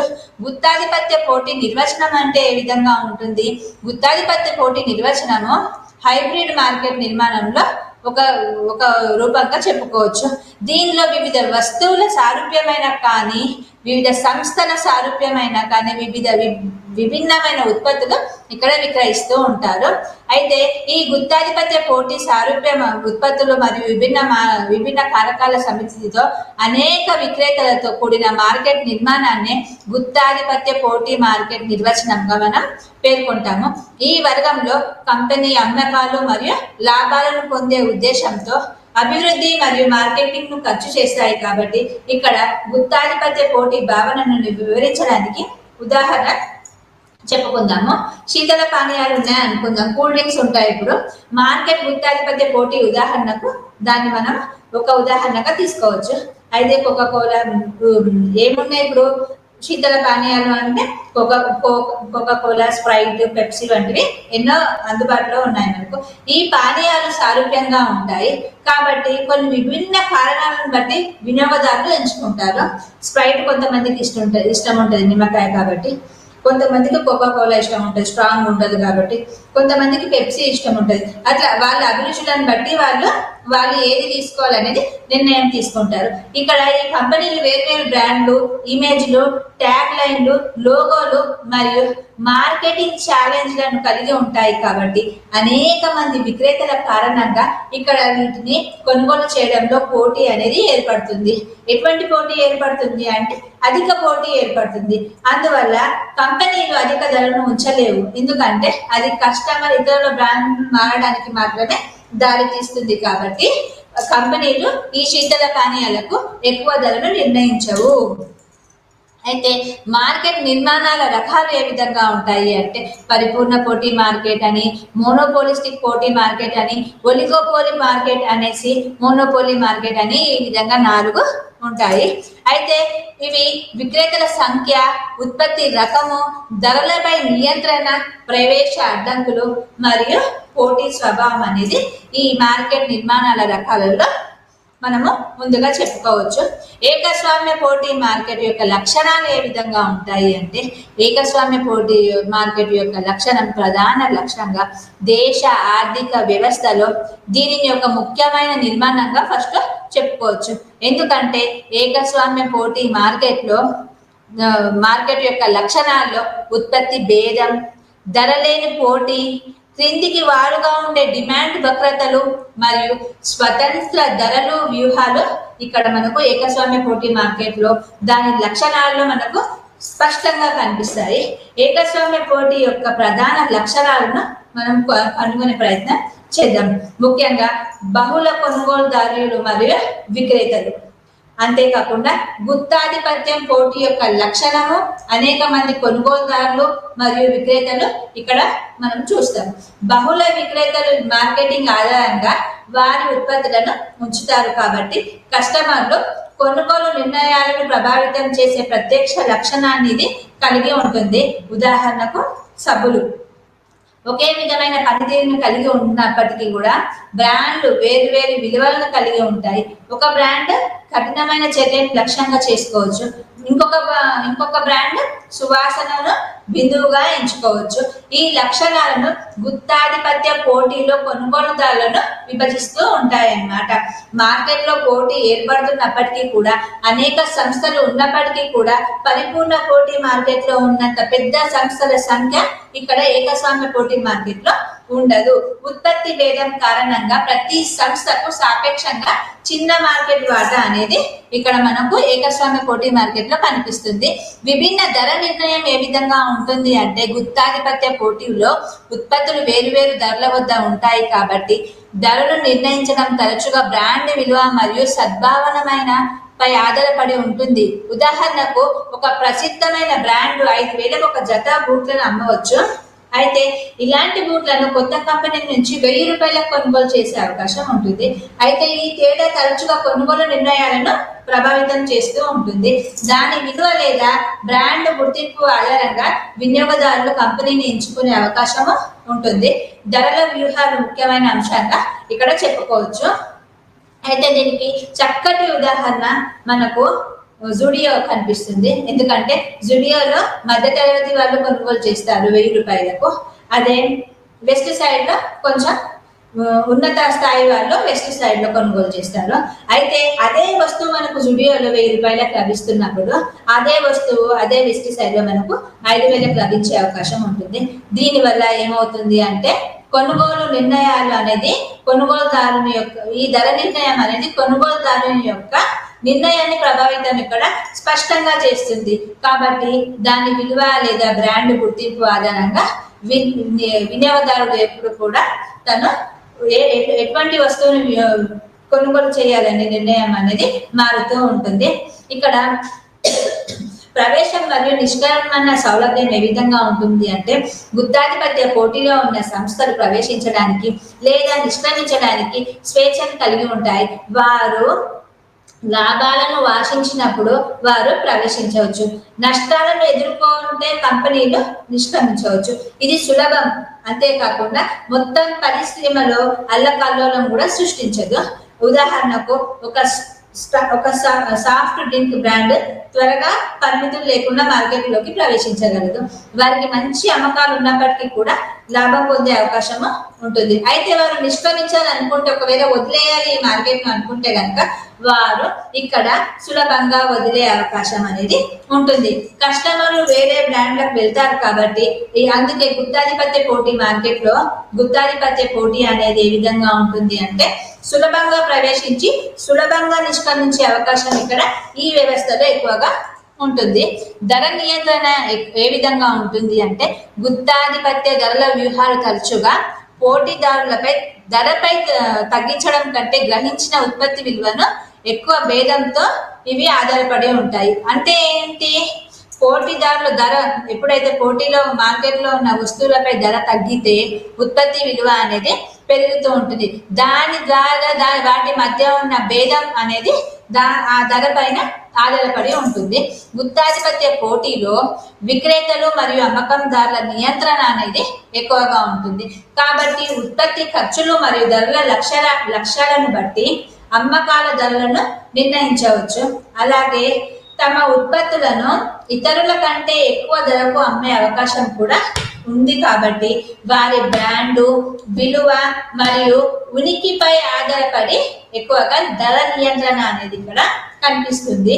ఉదాహరణకు నైక్ వంటి ప్రసిద్ధ బ్రాండ్ ఇతర కొత్త కంపెనీల కంటే చాలా ఎక్కువగా బూట్లను అమ్మే అవకాశం ఇక్కడ ఉంటుంది. ఎందుకంటే అక్కడ బ్రాండ్ చూస్తారు కాబట్టి ఇక్కడ ఎక్కువ కొనుగోలు చేసే అవకాశం ఉంటుంది. అయితే ఉత్పత్తి వైవిధ్యాలు ఏ విధంగా ఉంటాయి అంటే గుత్తాధిపత్య పోటీలో ఉత్పత్తులలో ముఖ్యమైన తేడాలు ఉన్నప్పటికీ పరిపూర్ణ పోటీ నుండి భిన్నంగా ఉంటుంది. ఇది ఎందుకు అంటే ఉత్పత్తులు ఒకేలా ఉన్నప్పటికీ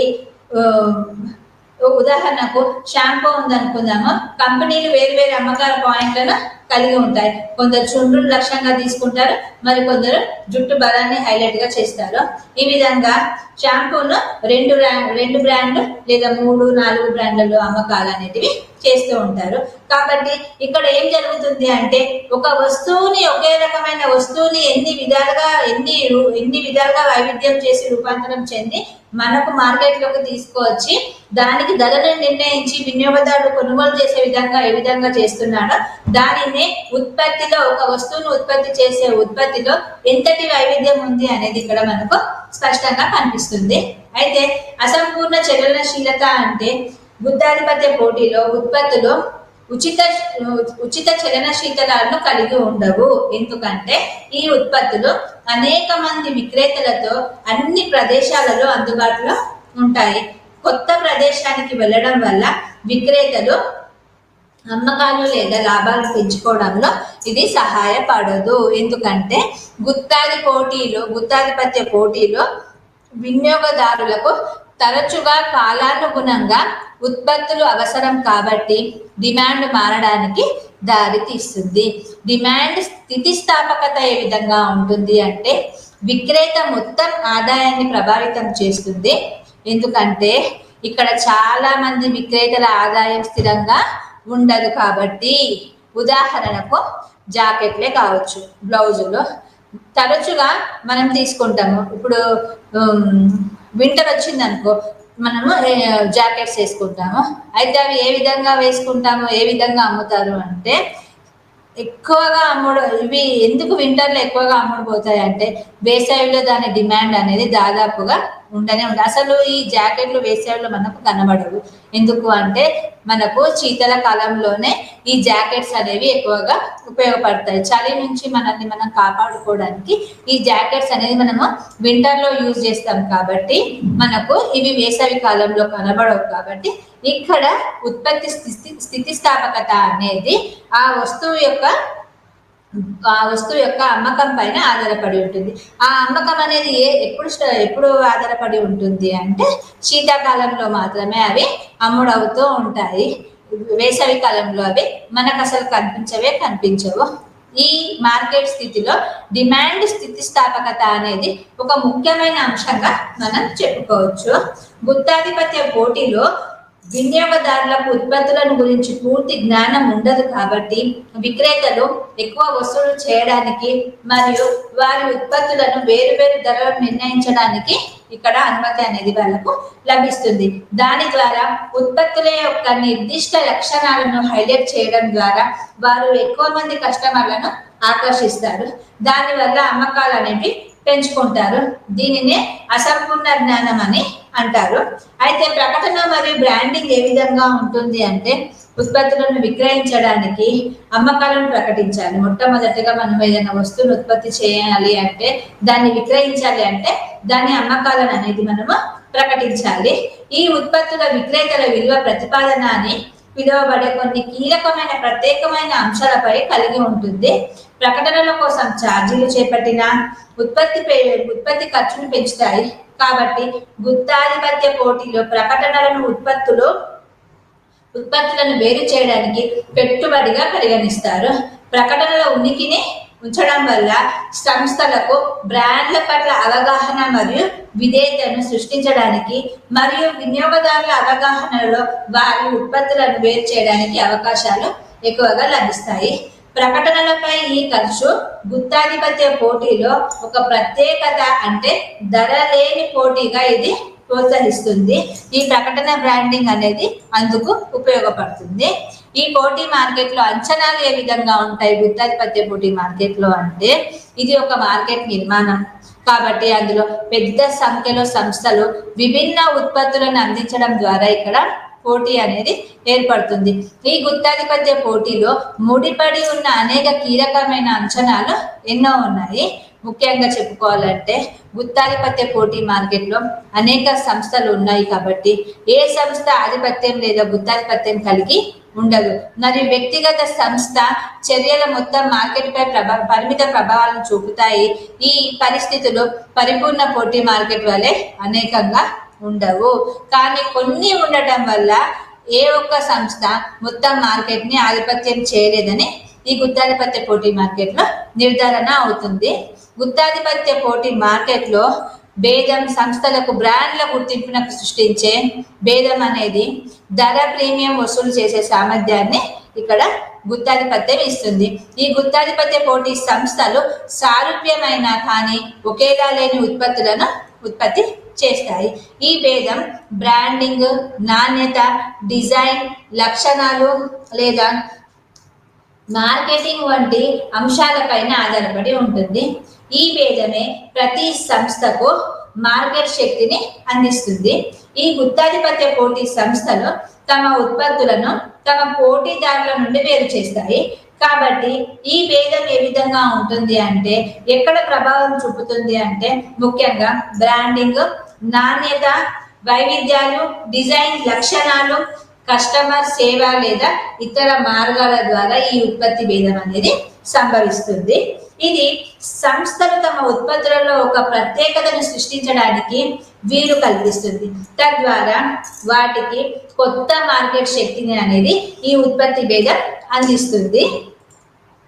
ఉచిత ప్రవేశం మరియు నిష్క్రమణ అన్నాం. రావచ్చు పోవచ్చు అన్నాం. ఏ విధంగా ఉంటుంది ఈ రావడం పోవడం అనేది అంటే కొత్త సంస్థలు పరిశ్రమలోకి సులభంగా ప్రవేశించగలవని మనం చెప్పుకుంటున్నాము. అలా ప్రవేశించడం ద్వారా ప్రస్తుత సంస్థలకు గణనీయమైన నిష్క్రమణ అడ్డంకులు లేకుండానే దీర్ఘకాలంలో లాభాలను పరిమితం చేయగలని భావించబడుతుంది. కాబట్టి ఈ గుత్తాధిపత్య పోటీ మార్కెట్లో ప్రవేశం మరియు నిష్క్రమణకు అడ్డంకులు చాలా తక్కువగా ఉంటాయి. అంటే ఇది సేమ్ టు సేమ్ మన పరిపూర్ణ పోటీ మార్కెట్ లాగానే ఉంటుంది. అయితే ఇక్కడ ప్రవేశించే సంస్థ మార్కెట్లోకి ప్రవేశించడానికి తగినంతగా తన ఉత్పత్తిని వేరు చేయగలదని ఎప్పుడైనా నమ్మాలి. ఆ విధంగా నమ్మినప్పుడు మాత్రమే లాభాల స్థాయిలో అసంతృప్తి చెంది ఇకపై లాభదాయకం కాదని నిర్ణయించుకుంటే ఇక్కడ సంస్థలు నిష్క్రమించే అవకాశం ఎక్కువగా ఉంటుంది. అయితే ధర ఉత్పత్తి రూపకల్పనకు మరియు మార్కెట్ అన్ని ఒలిగోపోలీలో ఉన్నట్టు కనుగొనవచ్చు.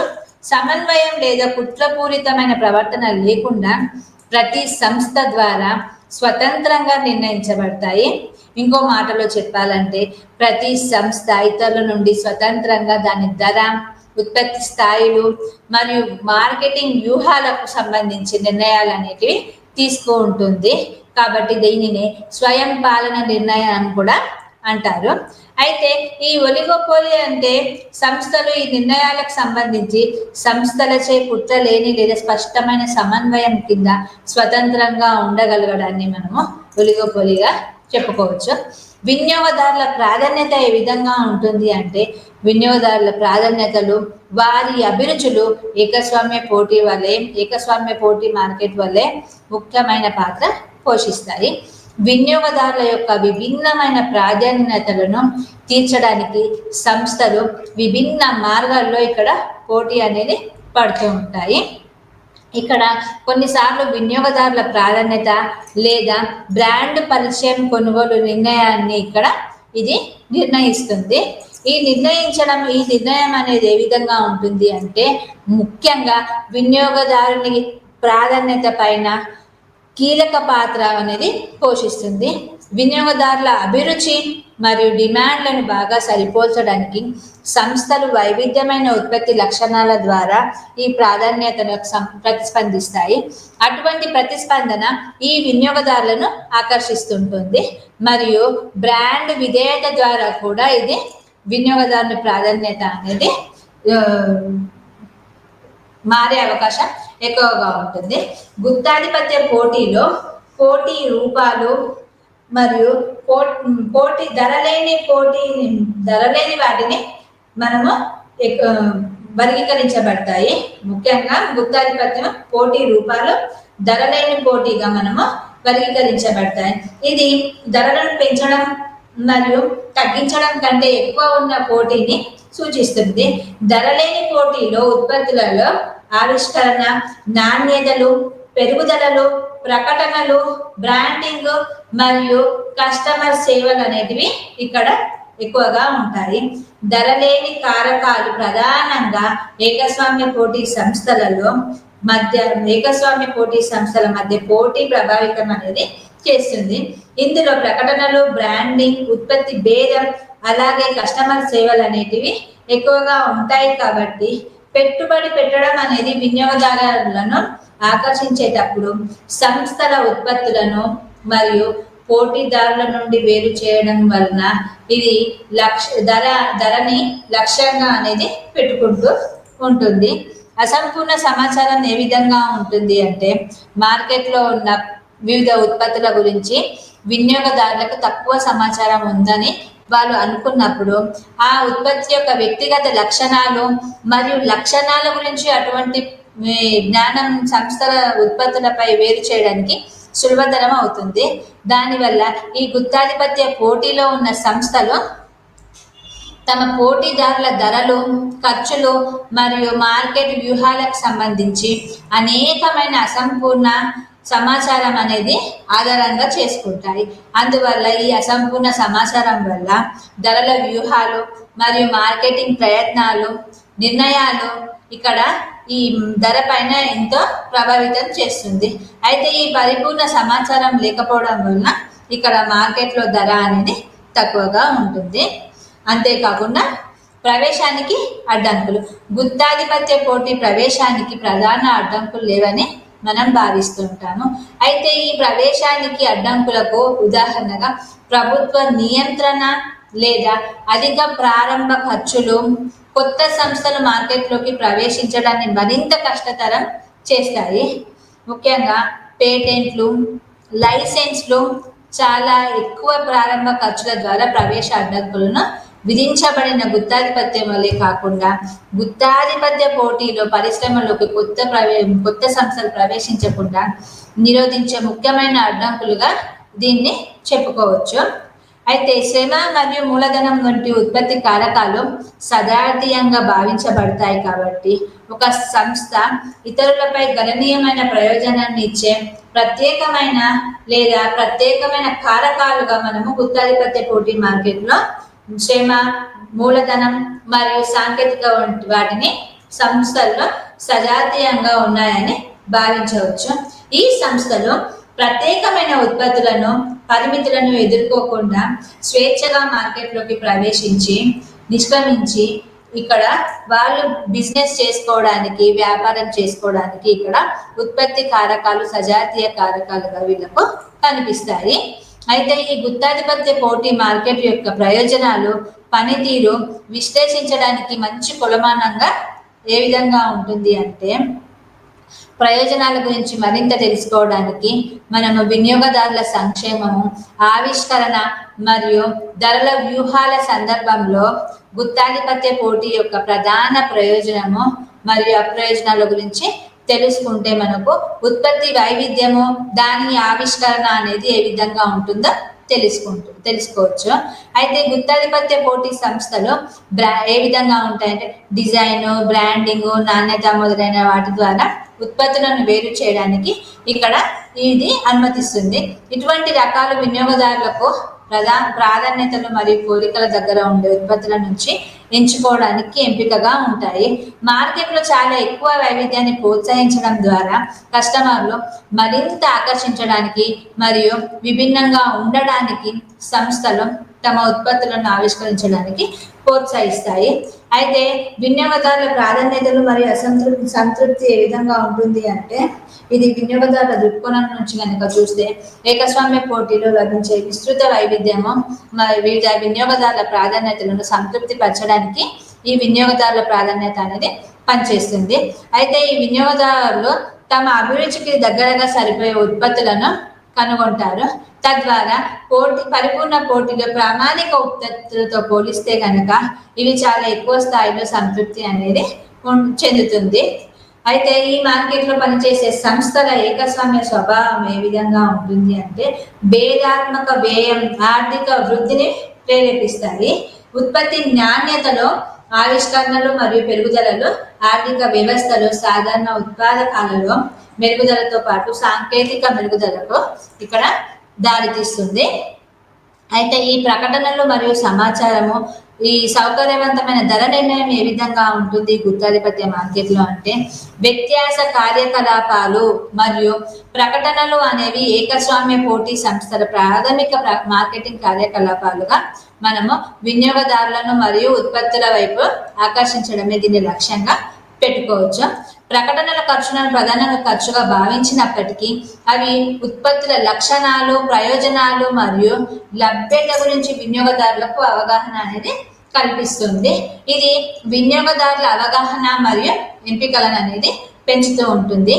ఈ విధంగా లక్షణాలు అనేవి ప్రయోజనాలు మరియు లభ్యత, వినియోగదారుల అవగాహనను బట్టి మన ప్రకటన సమాచారం అనేది ఇక్కడ ఎంతగానో ఉపయోగపడుతుంది. మార్కెట్ శక్తుల ద్వారా ధరలు నిర్ణయించేటప్పుడు పరిపూర్ణ పోటీలో కాకుండా గుత్తాధిపత్య పోటీలో సంస్థలు ఉత్పత్తి భేదం కారణంగా ధరలపై కొంత నియంత్రణను కలిగి ఉంటాయి. కాబట్టి వారు గ్రహించిన ఉత్పత్తి విలువ, కస్టమర్ డిమాండ్ మరియు మార్కెట్లోని పరిస్థితి ఆధారంగా ధరలు మార్చగలరు. తద్వారా ఖర్చులలో మార్పులకు మరియు అధిక లాభాలకు గరిష్టీకరణ సామర్థ్యం వైపు ఎక్కువగా ప్రతిస్పందించే అవకాశంకు ఇది అనుమతి అనేది ఇస్తుంది. దాని ద్వారానే మనము ధర నిర్ణయం అనేది ఇక్కడ చేస్తాము. గుత్తాధిపత్య పోటీ మార్కెట్ యొక్క ప్రతికూలతలు ఏ విధంగా ఉంటాయి అంటే, మార్కెట్ నిర్మాణం యొక్క ఇతర రూపాల మాదిరిగానే గుత్తాధిపత్య పోటీకి దాని స్వంత ప్రతికూలతలు ఉంటాయి. ప్రతికూలతలను పరిగణించడానికి అంశాలు తెలుసుకుందాము. మొట్టమొదటి ఉత్పత్తి భేద ఖర్చులు, ధర సున్నితత్వము మరియు సాగే డిమాండ్, అదనపు సామర్థ్యం కోసం సంభావ్యత. అయితే ఈ ఉత్పత్తి భేద ఖర్చు ఏంటి అంటే, గుత్తాధిపత్య పోటీలో ఉన్న సంస్థలు ప్రకటనలు, బ్రాండింగ్ మరియు వారి ఉత్పత్తులను ప్రత్యేకంగా కనిపించేలా చేయడానికి వాటి భేదం కోసం భారీ ఖర్చులను ఖర్చు చేస్తాయి. కాబట్టి ఖర్చులు చాలా ఎక్కువగా ఉంటాయి. కాబట్టి ఆర్థిక వ్యవస్థలో వనరుల కేటాయింపు సామర్థ్యాన్ని ఇది తగ్గిస్తూ ఉంటుంది. దానినే ఉత్పత్తి భేద ఖర్చు అంటాము. గుత్తాధిపత్య పోటీ మార్కెట్లో వినియోగదారులకు అనేక ప్రత్యామ్నాయాలను అందిస్తుంది. కాబట్టి ఫలితంగా అధిక ధర సున్నితత్వం అనేది ఇక్కడ ఏర్పడుతుంది. ఏదైనా గణనీయమైన ధర పెరుగుదలకు ఒక సంస్థ అటువంటి దారిలో నడిచే డిమాండ్లో వినియోగదారులను కోల్పోతుంది. కాబట్టి ధర సున్నితత్వం అనేది ఇక్కడ చాలా ముఖ్యమైన భావనగా చెప్పుకోవచ్చు. సామర్థ్యం కోసం సంభావ్యత, అదనపు సంభావ్యత ఏ విధంగా ఉంటుంది అంటే ముఖ్యంగా ఉత్పత్తులలో భేదం ఏ విధంగా ఉంటుందో తెలుసుకుంటే సంభావ్యత అనేది మనకు అర్థమవుతుంది. సాధ్యమైనంత వరకు తక్కువ సగటు ఖర్చుతో ఉత్పత్తి చేయకపోయినా అనేక సంస్థల ఆదాయాలు ఇప్పటికీ వాటి సగటు వేరియబుల్ ఖర్చులను కవర్ చేయడానికి సరిపోతాయి. ఈ అదనపు సామర్థ్య సంస్థలు స్కేల్ యొక్క పూర్తి ఆర్థిక వ్యవస్థలను ఉపయోగించుకోకపోవడమే కావచ్చుగా మనము ఉత్పత్తిలో భేదంగా సామర్థ్యం కోసం సంభావ్యతగా మనము పేర్కొంటాము. ధర లేని పోటీ వ్యర్థం ఏ విధంగా ఉంటుంది అంటే పోటీ అనేది ప్రధానంగా ప్రకటనల పైన, ప్యాకేజింగ్ పైన, ఉత్పత్తి భేదం పైన, ధర నిర్ణయం పైన ఆధారపడి ఉంటుంది. అది ఎల్లప్పుడూ ఆర్థిక వ్యవస్థకు మొత్తం సామర్థ్యానికి ఉపయోగపడని ఒక వ్యర్థ వ్యయాలకు దారి తీస్తుంది. ఎందుకు అంటే ఇక్కడ పోటీ అనేది లేకపోతే ఇది వ్యర్థ వ్యయాలకే దారి తీస్తుంది. వనరుల అసమర్థత కేటాయింపు ఏ విధంగా ఉంటుంది అంటే పరిపూర్ణ పోటీతో కనుక మనం పోలిస్తే ఈ రకమైన పోటీ వనరుల అసమర్థత కేటాయింపుకు దారితీసే అవకాశం ఉంటుంది. వనరులు ఇతర ఉత్పాదక ఉపయోగాలు బదులుగా ఉత్పత్తి భేదం మరియు మార్కెటింగ్ గా మళ్లించబడతాయి. కాబట్టి ఈ మొత్తాన్ని మనము ఆర్థిక సంక్షేమంలో క్షీణతగా దోహదం చేస్తుంది. కాబట్టి దీన్ని మనము చెప్పుకోవచ్చు. గుత్తాధిపత్య పోటీకి ఉదాహరణగా మనము సంస్థలు ప్రతి చోట కనిపిస్తుంటాయి. మనకు వాటి సారూప్యమైన వస్తువులను విక్రయిస్తూ ఉంటాయి మరియు అవి బ్రాండ్ల పేర్లు, నాణ్యత, ప్యాకేజింగ్ లేదా మార్కెటింగ్ వ్యూహాలను ఉపయోగిస్తూ ఉంటాయి. ఈ గుత్తాధిపత్య పోటీ మార్కెట్కి ఉదాహరణగా సాఫ్ట్ డ్రింక్స్ మనం ముందుగానే చెప్పుకున్నాము. ఫుట్వేర్ మరియు దుస్తుల గురించి కూడా చెప్పుకున్నాము. అంతేకాకుండా ఫాస్ట్ ఫుడ్ మరియు చైనీస్ ఫుడ్ కోసం కూడా చెప్పుకున్నాము. సెలూన్లు మరియు వ్యక్తిగత సంరక్షణ సేవలను గురించి కూడా చెప్పుకున్నాము. అయితే ఇక్కడ ధరలను కొద్దిగా మార్చడం వలన మోనోపోలిస్టిక్ డిమాండ్ వక్రత అనేది వర్తిస్తుంది. స్మార్ట్ ఫోన్ బ్రాండ్లు తక్కువ నుంచి మధ్యస్థ శ్రేణికి ఉంటాయి. ఇలాంటి ఫోన్లను మార్కెట్లో ప్లేయర్లు వివో, ఒప్పో వంటి అందిస్తూ ఉంటాయి. అవి వేర్వేరు మార్కెట్ విభాగాలకు లక్ష్యంగా చేసుకోవడానికి స్వల్ప ఫీచర్లను ట్రిక్లతో ఉపయోగిస్తూ ఉంటారు. అయితే ఇక్కడ ఈ ఫోన్లను ఉపయోగించుకోవడానికి కెమెరాల యొక్క నాణ్యతను, బ్యాటరీ యొక్క టైంని, స్క్రీన్ పరిమాణాన్ని సాధారణంగా ఉత్పత్తి భేదానికి ఆధారంగా చూపించవచ్చు. అయితే ఈ గుత్తాధిపత్య పోటీ మార్కెట్ యొక్క అసమర్థతలు ఏ విధంగా ఉంటాయి అంటే వినియోగదారునికి విస్తృత శ్రేణి ఎంపికలను మరియు కళాత్మక వ్యక్తీకరణకు వాతావరణాన్ని అందించే ఈ గుత్తాధిపత్య ఆచారం అనేది దాని ప్రయోజనాల వల్ల కలిగే అసమర్థతలకు కూడా కలిగి ఉంటుంది. అయితే గుత్తాధిపత్య పోటీ వల్ల కలిగే అనాలోచిత పరిమాణాలను గురించి ఇక్కడ చెప్పుకుందాం. ముఖ్యంగా ఇందులో అధిక సామర్థ్యం అనేది ముందుగా చెప్పుకోవాల్సినది. సంస్థ మార్కెట్కు సేవ చేస్తూ తగినంత లాభాలను ఆర్జించడానికి ప్రయత్నిస్తూ ఉంటుంది. ఇక్కడ గుత్తాధిపత్య పోటీలో సంస్థలు అదే సమయంలో సాధారణ లాభాలను కోరుతూ కనీసం వారికి సాధ్యమయ్యే కనీస సగటు ఉత్పత్తి వ్యయానికి దగ్గరగా ఎలా పనిచేయాలనో ఈ సామర్థ్యం అనేది సులభతరం చేస్తుంది. అయితే ఈ సులభతరం ఏ విధంగా ఉంటుంది అంటే ముఖ్యంగా దేనిపైన ఆధారపడి ఉంటుంది అంటే పోటీ తత్వాన్ని నిరూపించే మార్కెట్ లాగా సంపూర్ణవంతమైన, సమర్థవంతమైన కార్యాచరణ పద్ధతులు అనేవి ఇక్కడ మనము ఉపయోగిస్తాము. అయితే ఈ పోటీ ప్రమాణాలు కలిగిన పరిశ్రమలలో సంస్థలు అనేటివి తరచుగా ఒకదానికొకటి భయపడుతూ ఉంటాయి మరియు అదనపు సామర్థ్యం కోసం వివిధ అంశాలను సూచిస్తూ ఉంటాయి. అయితే ఈ గుత్తాది పోటీ మార్కెట్లో నిర్మాణ విస్తరణ యొక్క పునరావృతం వైపు మొగ్గు చూపవచ్చు. కాబట్టి ఉత్పత్తి శ్రేణి యొక్క విస్తరణ లేదా వాడుకలో ఉన్న వివిధ రకాల ఉత్పత్తులు ఆర్థికవేత్తలు ఊహించినప్పటికీ స్పష్టంగా అసమర్థవంతమైనవి. కాబట్టి నిజానికి గుత్తాధిపత్య పోటీ వినియోగదారులకు అందించే వైవిధ్యము ఎంత ఎక్కువగా ఉంటే ఆ సంస్థలు ఆ రకమైన ఉత్పత్తి చేయడానికి అదనపు వనరులను వినియోగిస్తూ ఉంటాయి. ఇంకో మాటలో చెప్పాలంటే గనక ఈ వైవిధ్యము ఇతర చెడిపోయిన పిల్లలపై బాగా ముందుకు సాగడానికి దాని ప్రయత్నంలో ఎక్కువ కదలికలు అనేటివి అతిగా పనిచేస్తూ ఉంటాయి. అంతేకాకుండా ఈ అధిక ఉత్పత్తి ధరలో గుత్తాధిపత్య పోటీలో సంస్థ పోటీ స్థాయి కంటే కొంచెం ఎక్కువగా ధరలను నిర్ణయించడానికి వీలు కల్పించే స్థానాన్ని కలిగి ఉంటాయి. ఉత్పత్తి భేదం మరియు ప్రకటనల యొక్క అధిక ఖర్చులను కవర్ చేయడానికి తగినంత డబ్బును ఇచ్చినప్పటికీ కూడా వినియోగదారుడు సంపూర్ణ పోటీ మార్కెట్లో కంటే ఎక్కువ ధరను ఇక్కడ చెల్లించే అవకాశం ఉంటుంది.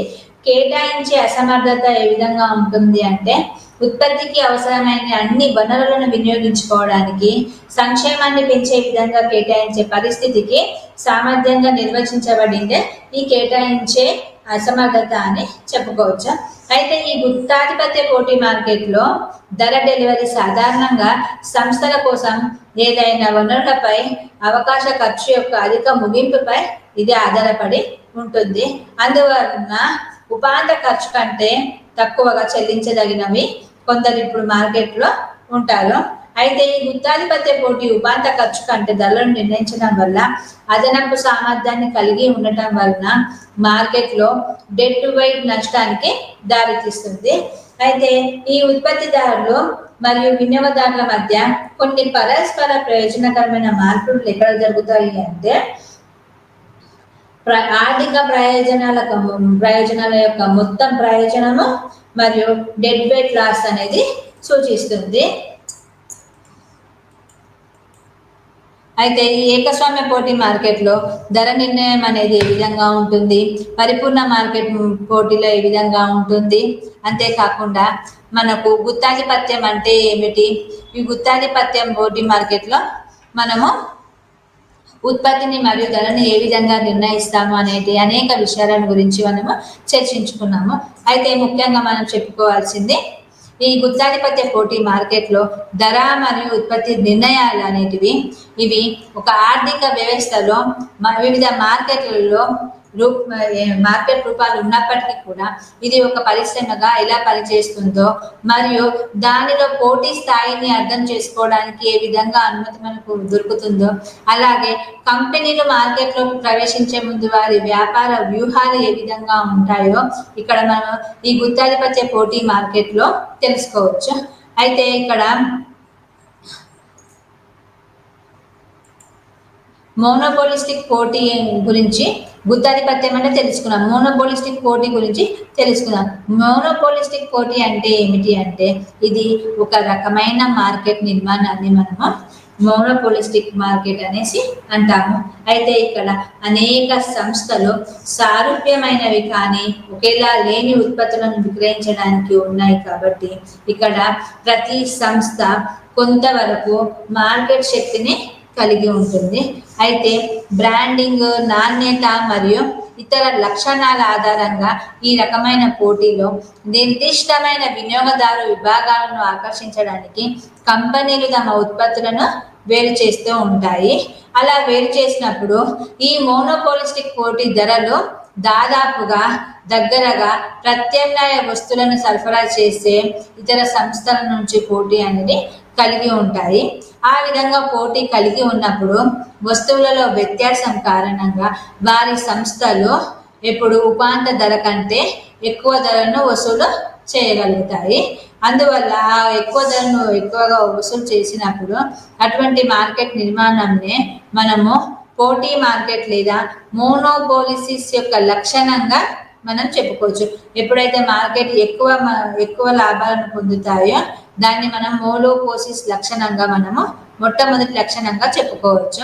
తద్వారా వినియోగదారుడు ఏం చేస్తాడంటే అనేక ఎంపికలను ఎదుర్కొన్నప్పుడు అది తక్కువ స్థాయిలో ఉందా ఎక్కువ స్థాయిలో ఉందా అని నిర్ణయించుకొని మోనోపోలిస్టిక్ పోటీ అమ్మిన ఉత్పత్తులతో ఆవిష్కరణ మరియు వైవిధ్యాన్ని కలిగి ఉంటుంది.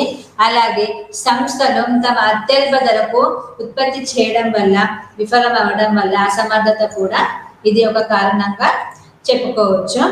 అంతేకాకుండా గుత్తాధిపత్య పోటీ మార్కెట్లో హైబ్రిడ్ మార్కెట్ నిర్మాణం అనేది ఎక్కువగా ఉంటుంది. దీనివల్ల వివిధ సంస్థలు సారూప్యమైనవి కానీ లేదా భిన్నమైన ఉత్పత్తులను ఇక్కడ గుత్తాధిపత్య పోటీ మార్కెట్లో విక్రయిస్తూ ఉంటాయి. ఈ గుత్తాధిపత్య పోటీ మార్కెట్ అనేది సారూప్య ఉత్పత్తులు మరియు విభిన్నమైన ఉత్పత్తి కారకాలతో సమ్మిళితమై అనేక మంది విక్రేతలతో కూడిన మార్కెట్ నిర్మాణంగా ఈ గుత్తాధిపత్య పోటీ మార్కెట్ నిర్వచనం అనేది ఉంటుంది. ఈ వర్గంలో కంపెనీలు అనేవి అమ్మకాలు మరియు లాభాలను పొందే ఉద్దేశంతో అభివృద్ధి మరియు మార్కెటింగ్ ఖర్చు చేస్తాయి. గుత్తాధిపత్య పోటీ భావనను వివరించడానికి మనము ముందుగా చెప్పుకున్నట్టుగా మన కూల్ డ్రింక్స్ ని మనము ఉదాహరణగా చెప్పుకోవచ్చు. అయితే ఈ కూల్ డ్రింక్స్ అనేవి ఏ విధంగా ఉంటుంది అనేసి అంటే పెప్సీ ఉంటుంది, కోకోకోలా ఉంటుంది, థమ్స్అప్ ఉంటుంది. అయితే వినియోగదారుడు ఎప్పుడైతే వీటిని వినియోగించుకొని అతని అభిరుచికి తగ్గట్టుగా వీటిని వినియోగించుకుంటారు అప్పుడు ఆ స్థాయిలో మనము ధర అనేది ఇక్కడ నిర్ణయిస్తాము. అయితే వినియోగదారుని అభిరుచికి తగ్గట్టుగా మనము ధరను నిర్ణయించాలి. ఒకవేళ వేరే బ్రాండ్తో పోటీ పడి గనక మనము ధరను నిర్ణయించినట్లయితే మన ఉత్పత్తి అనేది తక్కువ స్థాయిలో మనకు తగ్గుతూ ఉంటుంది. అయితే ఈ మార్కెట్లో ఈ నిర్మాణాలు దేనిపైన ఆధారపడి ఉంటుంది అంటే పరిపూర్ణ పోటీ మార్కెట్ పైన, మోనోపోలిస్టిక్ పోటీ పైన, ఒలిగోపోలి పోటీ పైన, అంతేకాకుండా మోనోపోలి మార్కెట్ పైన ఆధారపడి ఉంటుంది. అయితే ఇది ఏకస్వామ్య పోటీ లక్షణాల్లో ఒకటిగా చెప్పుకుంటాము. ఎందుకు చెప్పుకుంటాము అంటే ఏకస్వామ్య పోటీ మార్కెట్లో దీని ప్రధాన లక్షణంగా ఎందుకు చెప్పుకుంటాము అంటే ఇక్కడ దేశ ఆర్థిక వ్యవస్థలో ఇది ముఖ్యమైన నిర్మాణంగా మనం ఏకస్వామ్య పోటీని మార్కెట్ని చెప్పుకుంటాము. అయితే ఈ ఏకస్వామ్య పోటీ మార్కెట్లో లక్షణాలతో ఉత్పత్తి భేదము మరియు ధరలేని పోటీ ఉంటుంది కాబట్టి, అంతేకాకుండా ఈ ఉత్పత్తి భేదం ధరలేని పోటీ ఏ విధంగా ఉంటుంది అంటే ఎప్పుడు కిందికి వాలుగా ఉంటుంది. డిమాండ్ వక్రత రేఖలు స్వతంత్రంగా ధరల వ్యూహాలుగా ఉంటాయి కాబట్టి ఈ ఏకస్వామ్య పోటీ మార్కెట్లో దీన్ని మనము ప్రధాన లక్షణంగా చెప్పుకోవచ్చు. ఏకస్వామ్య పోటీ మార్కెట్, పరిపూర్ణ పోటీ మార్కెట్, గుత్తాధిపత్యం పోటీ మార్కెట్లో ఏ విధంగా ఉంటుంది వక్రరేఖలు అనే విషయం గురించి మనం తెలుసుకున్నాం. అయితే ఈ బహుళ కొనుగోలుదారులు విక్రేతలు ఎప్పుడైతే ఈ గుత్తాధిపత్య పోటీ మార్కెట్లో ఉంటారో అప్పుడు ఏమవుతుంది అంటే కొనుగోలుదారులు విక్రేతలు రెండు కూడా బహుళ విక్రేతల మార్కెటింగ్ గా ఆధారపడి వారి ఉత్పత్తులను అనేటివి ఎంచుకుంటారు. అయితే ఎప్పుడైతే ఆ విధంగా వారి ఉత్పత్తులను ఎంచుకుంటారో కస్టమర్లు కొనుగోలు మరియు నిర్ణయాలను ప్రభావితం చేసే ప్రత్యేక లక్షణంగా ఇది మారుతుంది. అలా మారినప్పుడు వారి ఇష్టాలు అనేవి కూడా మారుతూ ఉంటాయి. ఫర్ ఎగ్జాంపుల్ సబ్బులనే తీసుకున్నాం అనుకో, మనము ఒకవేళ ఒకే విధమైన సబ్బు తీసుకుంటే అది ఒకే రకమైన పని చేసినప్పటికీ ఒక బ్రాండ్ వాళ్ళు మాత్రం సబ్బు యొక్క వాసన పైన ముఖ్యంగా ఆధారపడి ఉంటే ఇంకో బ్రాండ్ సబ్బు యొక్క నాణ్యత పైన ఆధారపడి ఉంటుంది. ఇంకొక బ్రాండ్ సబ్బు యొక్క విలువలపైన ఆధారపడి ఉంటుంది. ఈ విధంగా ఒకటే సబ్బును 3 బ్రాండ్లుగా ముగ్గురు సభ్యులు ఇక్కడ ఉత్పత్తి అనేది చేసి దాని యొక్క ధరను ఇక్కడ నిర్ణయిస్తారు. అందుకే ఇక్కడ బహుళ కొనుగోలుదారులు మరియు విక్రేతలు అనేటివి ఇక్కడ ఎక్కువగా ఉంటారు. ఈ విధంగా బహుళ కొనుగోలుదారులు విభిన్నమైన ఉత్పత్తులు ఉన్నప్పుడు ఈ విభిన్నమైన ధర నిర్ణయం ఏ విధంగా ఉంటుంది అంటే గుత్తాధిపత్య పోటీ మార్కెట్లో ఉత్పత్తులు వేరువేరు ధరల వద్ద ఉంటాయని చెప్పుకున్నాము. అలా వేరువేరు ధరల వద్ద ఉన్నప్పుడు ధరలను నిర్ణయించడానికి తరచుగా బ్రాండ్ విలువ అనేది మనం చూస్తూ ఉంటాము. ఎప్పుడైతే మనము ఒక వస్తువును వినియోగించుకోవాలని కొనుగోలు చేయడానికి వెళ్ళినప్పుడు మొట్టమొదటిగా నాణ్యతను చూస్తాము. ధర ఏ విధంగా ఉంది చూస్తాం. దాని తర్వాత నాణ్యతను చూస్తాము. అవి రెండు సమానంగా ఉండి దాని ధర ఎక్కువగా ఉంటే మనము ఇంకో వస్తువుకు మారే అవకాశం వినియోగదారులకు ఉంటుంది. కాబట్టి అయితే ఇక్కడ బ్రాండ్కు ఎక్కువ విలువ అనేది ఇస్తారు.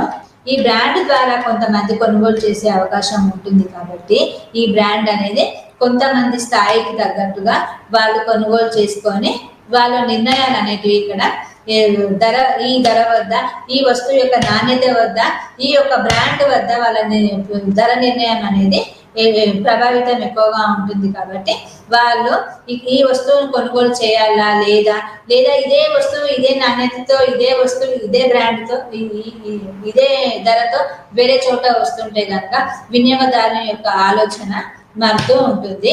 దాని ద్వారా ధరల వ్యూహాలు అనేటివి ఒక ముఖ్యమైన అంశంగా మనము ఈ గుత్తాధిపత్య పోటీ మార్కెట్లో పేర్కొనవచ్చు. అయితే ఈ గుత్తాధిపత్య పోటీ మార్కెట్లో ప్రవేశం మరియు నిష్క్రమణ రెండు సులభంగా ఉంటాయి. ఎందుకు సులభంగా ఉంటాయి? ఇది అచ్చం మన పరిపూర్ణ పోటీ మార్కెట్లో లాగానే ఉంటుంది.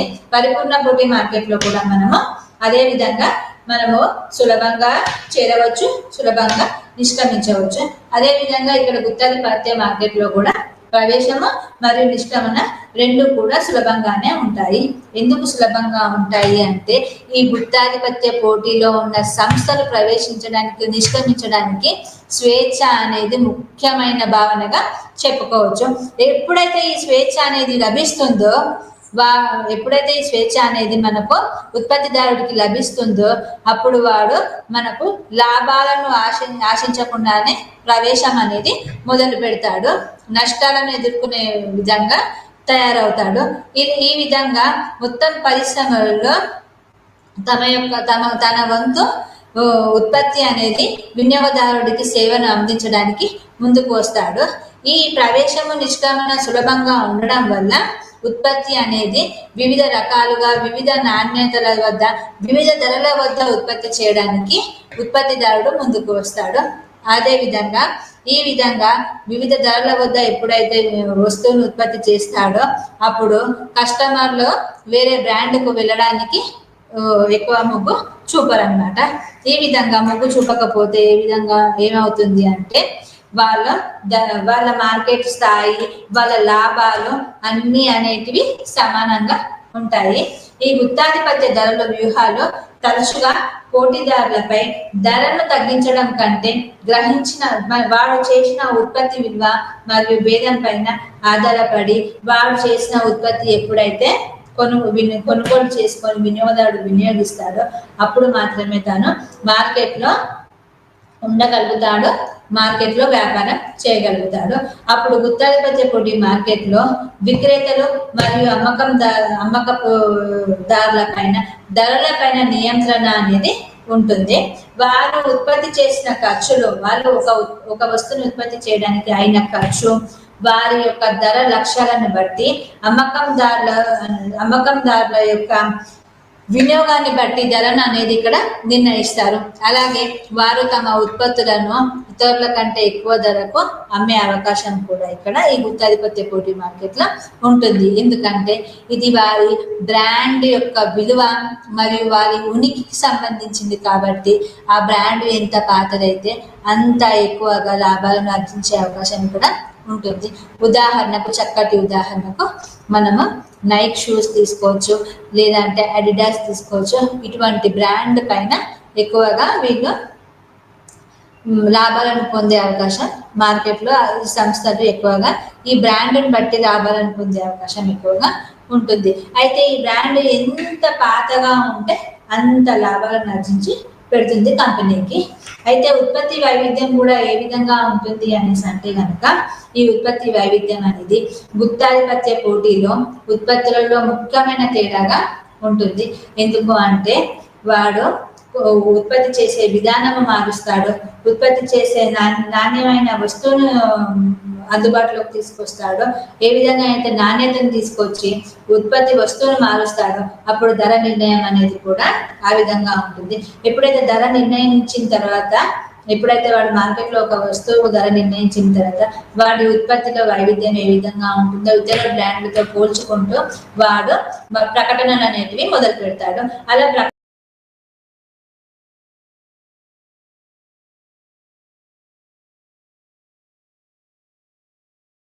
ఉంటుంది. ఈ విధంగా విక్రేత మొత్తం ఆదాయాన్ని ఇది ప్రభావితం చేస్తుంది. కాబట్టి అందువల్ల చాలా మంది విక్రేతల ఆదాయం స్థిరంగా ఉండదు. ఉదాహరణకు మనము జాకెట్సే తీసుకున్నాం. ఇంతకుముందు మనము వింటర్ వచ్చినప్పుడు మనకు వెచ్చగా ఉండడానికి జాకెట్స్ వేసుకుంటాం. అయితే ఇవే జాకెట్స్ మనం సమ్మర్లో అమ్మితే కనుక ఎవరు కొనుగోలు చేయరు. ఎందుకంటే ఆ టైంలో అవి ఉత్పత్తి ఆ టైంలో అవి అమ్ముడుపోవు, ఎందుకంటే ఆ టైంలో అవి మనకు అవసరం లేదు కాబట్టి. ఎప్పుడు ఏ వస్తువు ఏ విధంగా వినియోగదారుడికి ఉపయోగపడుతుందో ఆ వస్తువును ఆ దానికి తగ్గట్టుగానే, ఆ అవసరానికి తగ్గట్టుగానే ఉత్పత్తి అనేది చేస్తాడు సంస్థాదారుడు. అయితే ఈ గుత్తాధిపత్య పోటీ మార్కెట్లో వినియోగదారులకు ఉత్పత్తి గురించిన సంపూర్ణమైన జ్ఞానం ఉండదు కాబట్టి కొన్నిసార్లు ఏం చేస్తాడంటే ఉత్పత్తిదారుడు మన నెత్తిపైన టోపీ పెట్టడానికి ప్రయత్నిస్తాడు. అదేవిధంగా ఎక్కువ ధరను వసూలు చేయడానికి ఎక్కువగా ఆసక్తి చూపుతూ ఉంటాడు. దానివల్ల మనము కొన్ని టైంలో ఉన్న సేమ్ వస్తువుకు ఎక్కువ ధరం చెల్లించి కొనుగోలు చేసే అవకాశం కూడా ఈ గుత్తాధిపత్య మార్కెట్లో మనము ఎక్కువగా కనుగొనవచ్చు. అయితే ఈ గుత్తాధిపత్య పోటీ మార్కెట్లో ప్రకటన మరియు బ్రాండింగ్ ఏ విధంగా ఉంటుంది అంటే, ఉత్పత్తులను విక్రయించడానికి మరియు అమ్మకాలను ఎక్కువ చేసుకోవడానికి ముఖ్యంగా బ్రాండ్ అనేది ఉపయోగిస్తాడు. ఈ ఉత్పత్తులు అనేది విక్రేతల విలువ మరియు ప్రతిపాదన అని పిలువబడే కొన్ని కీలకమైన ప్రత్యేక అంశాలను కలిగి ఉంటాయి కాబట్టి ప్రకటనల కోసం వీరు ఎక్కువగా ఛార్జీలు చేసే అవకాశము ఉంటుంది. ఎప్పుడైతే ఈ ఉత్పత్తి ఖర్చును పెంచి ప్రకటనలు ఎక్కువగా చేస్తాడో అప్పుడు ఉత్పత్తులను వేరు చేయడానికి పెట్టుబడిగా ముఖ్యంగా బ్రాండ్ను ఉపయోగిస్తాడు. ఈ ప్రకటనల వల్ల వాడి ఉనికి అనేది ఒక్కసారిగా పెరిగిపోతుంది. ఆ ఉనికి పెరిగినప్పుడు సంస్థలకు బ్రాండ్ల పట్ల ఉన్న అవగాహన ఎప్పుడైతే ముందుకు వస్తుందో, వినియోగదారుడు ఎప్పుడైతే బ్రాండ్ను తను గ్రాప్ చేసుకోగలుగుతాడో అప్పుడు ధర అనేది నిర్ణయించేస్తాడు సంస్థదారుడు, ఉత్పత్తిదారుడు. అప్పుడు ఏమవుతుంది అంటే వినియోగదారుని అవగాహనలో వారి ఉత్పత్తులను వేరు చేయడానికి అవకాశాలు ఎక్కువగా లభించినప్పుడు ప్రకటనలపైన ఖర్చు అనేది గుత్తాధిపత్య మార్కెట్లో ఎక్కువగా చేస్తాడు. ప్రకటనలపైన ఎక్కువ ఖర్చు ఉత్పత్తి చేసే వస్తువు కంటే కూడా దాని యొక్క వస్తువు ఉత్పత్తి పైన మరియు ప్రకటనల పైన మాత్రమే ఎక్కువగా ఆసక్తి చూపుతాడు. ఈ గుత్తాధిపత్య పోటీ మార్కెట్ యొక్క అంచనాలు ఏ విధంగా ఉంటాయి అంటే, గుత్తాధిపత్య పోటీ మార్కెట్ అనేది ఒక నిర్మాణంగా మనం చెప్పుకున్నప్పటికీ ఇది పెద్ద సంఖ్యలో సంస్థలలో విభిన్నమైన ఉత్పత్తులు అందించడానికి ఎక్కువగా పోటీ పడుతూ ఉంటుంది. ఫర్ ఎగ్జాంపుల్ ఫోన్స్, ఒకవేళ ఒక మార్కెట్లో కనుక ఫోన్స్ తీసుకుంటే ఎన్నో రకాలైన ఫోన్స్ మనకు అందుబాటులో ఉన్నాయి. ఉదాహరణకు శాంసంగ్ అనేసి, ఇంకా శాంసంగ్, నోకియా, ఒప్పో ఇలాంటి ఎన్నో రకమైన బ్రాండ్లు అనేవి మనకు అందుబాటులో ఉంటాయి.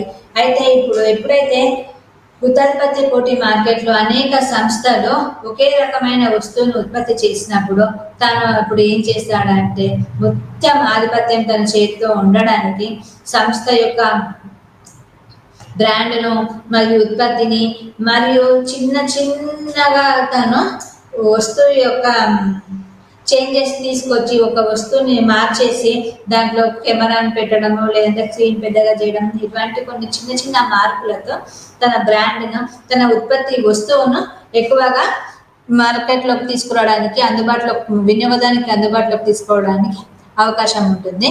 అయితే ఈ మార్కెట్లో ముందుగా చెప్పుకున్నట్టు ఉచితంగా ప్రవేశించవచ్చు, అదేవిధంగా ఉచితంగానే వెళ్ళిపోవచ్చు. ఈ విధమైన సౌకర్యం ఉంటుంది కాబట్టి కొత్త సంస్థలు ప్రవేశానికి సులభంగా ప్రవేశించడానికి ఇక్కడ ఎక్కువ అవకాశం ఉంటుంది. ఎక్కడ అవకాశం ఉంటుంది అంటే ఈ గుత్తాధిపత్య పోటీ మార్కెట్లో ఎక్కువగా అవకాశం ఉంటుంది. ఆ విధంగా కొత్త సంస్థలు ప్రవేశించడానికి, నిష్క్రమించడానికి ప్రవేశం ఉంటుంది కాబట్టి ఆ ప్రస్తుత సంస్థల యొక్క గణనీయమైన నిష్క్రమణకు అడ్డంకులు లేకుండా దీర్ఘకాలంలో లాభాలను పరిమితం చేయగలమని భావించినప్పుడు గుత్తాధిపత్య పోటీ మార్కెట్లో ప్రవేశం మరియు నిష్క్రమణ అడ్డంకులు చాలా తక్కువగా ఉంటాయి. కాబట్టి ఇక్కడ ప్రవేశించే సంస్థ మార్కెట్లోకి ప్రవేశించడానికి తగినంత తన ఉత్పత్తిని చేరువేయగలదా లేదా అని చూసుకుంటాడు. ఎప్పుడైతే చూసుకున్న తర్వాత అదే విధంగా చేయగలను, లాభాల స్థాయితో సంతృప్తి చెందగలుగుతాను అనుకున్నప్పుడు అతను లాభదాయకమైన వ్యాపారం కాకుండా ఒక నిర్ణయాత్మకమైన సంస్థను రూపొందించి అప్పుడు వస్తువు యొక్క ఉత్పత్తిని అనేది చేస్తూ ఉంటాడు. స్వయం పాలన నిర్ణయాలు కూడా ఈ గుత్తాధిపత్య మార్కెట్ లో ఎక్కువగా ఉంటుంది. ఎందుకు ఈ స్వయం పాలన నిర్ణయాలు ఉంటాయి అంటే ధర, ఉత్పత్తి, రూపకల్పన మరియు మార్కెటింగ్ అన్నీ కూడా ఒక ఒలిగోపోలిలో మీరు కనుగొన్నట్టుగా మనకు సమన్వయం లేకుండా, కుట్రపూరితమైన ప్రవర్తన లేకుండా ప్రతి సంస్థ ఇక్కడ స్వతంత్రంగా ఉంటుంది, స్వతంత్రంగా వ్యాపారం చేసుకుంటుంది. కాబట్టి ప్రతి సంస్థ ఇతరుల నుండి స్వతంత్రంగా దాని ధర మరియు ఉత్పత్తి స్థాయిని మరియు మార్కెటింగ్ వ్యూహాలకు సంబంధించి నిర్ణయాలు విడివిడిగా తీసుకుంటుంది. ఈ సంస్థలు ఈ నిర్ణయాలకు సంబంధించి అనేకమైన స్పష్టమైన నిబంధనలను కలిగి ఉంటుంది. అయితే ఈ వినియోగదారుల ప్రాధాన్యత ఏ విధంగా ఉంటుంది అంటే వాళ్ళ అభిరుచులు అనేటివి ఏకస్వామ్య పోటీ మార్కెట్లో లాగానే ముఖ్యమైన పాత్ర ఇక్కడ గుత్తాధిపత్యంలో కూడా వినియోగదారుని ప్రాధాన్యత అనేది ముఖ్యమైన విభాగంగా మనం చెప్పుకోవచ్చు. ఎప్పుడైతే వినియోగదారుని పాత్ర ఎక్కువగా ఇక్కడ గుత్తాధిపత్యంలో కూడా పాత్ర పోషిస్తుందో అప్పుడు వినియోగదారుల యొక్క విభిన్నమైన ప్రాధాన్యతలను గురించి వారు ఉపయోగించుకోవడానికి, వారి అవసరాలను తీర్చడానికి సంస్థలు అనేటివి విభిన్న మార్గాల్లో ఇక్కడ పోటీ పడుతూ ఉంటాయి అన్నమాట. ఇక్కడ కొన్నిసార్లు వినియోగదారుల ప్రాధాన్యత లేదా బ్రాండ్ యొక్క పరిచయం మరియు కొనుగోలు నిర్ణయాన్ని అనేది నిర్ణయిస్తూ ఉంటుంది. వినియోగదారుని యొక్క ప్రాధాన్యత యొక్క కీలక పాత్ర ఏ విధంగా ఉంటుంది అంటే ఏకస్వామ్య పోటీ మార్కెట్ వల్లనే ఉంటుంది. వినియోగదారుల అభిరుచులు మరియు డిమాండ్లను బాగా సరిపోల్చడానికి సంస్థలు వైవిధ్యమైన ఉత్పత్తి లక్షణాల ద్వారా ఈ ప్రాధాన్యతను ప్రతిబంధిస్తాయి. కాబట్టి అటువంటి వినియోగదారుని ప్రాధాన్యత మీద ఈ బ్రాండ్ అనేది ఆధారపడి ఉంటుంది. అంతేకాకుండా ఈ ధరలేని పోటీతత్వం అనేది పోటీలో రూపాలు లేకుండా ధరలేని పోటీగా మనకు వర్గీకరించబడతాయి. ఈ ధరను నిర్ణయించడానికి మరియు పెంచడానికి, తగ్గించడానికి ఈ గుత్తాధిపత్యం అనేది ముఖ్యమైన భావనగా చెప్పుకోవచ్చు. Thank you.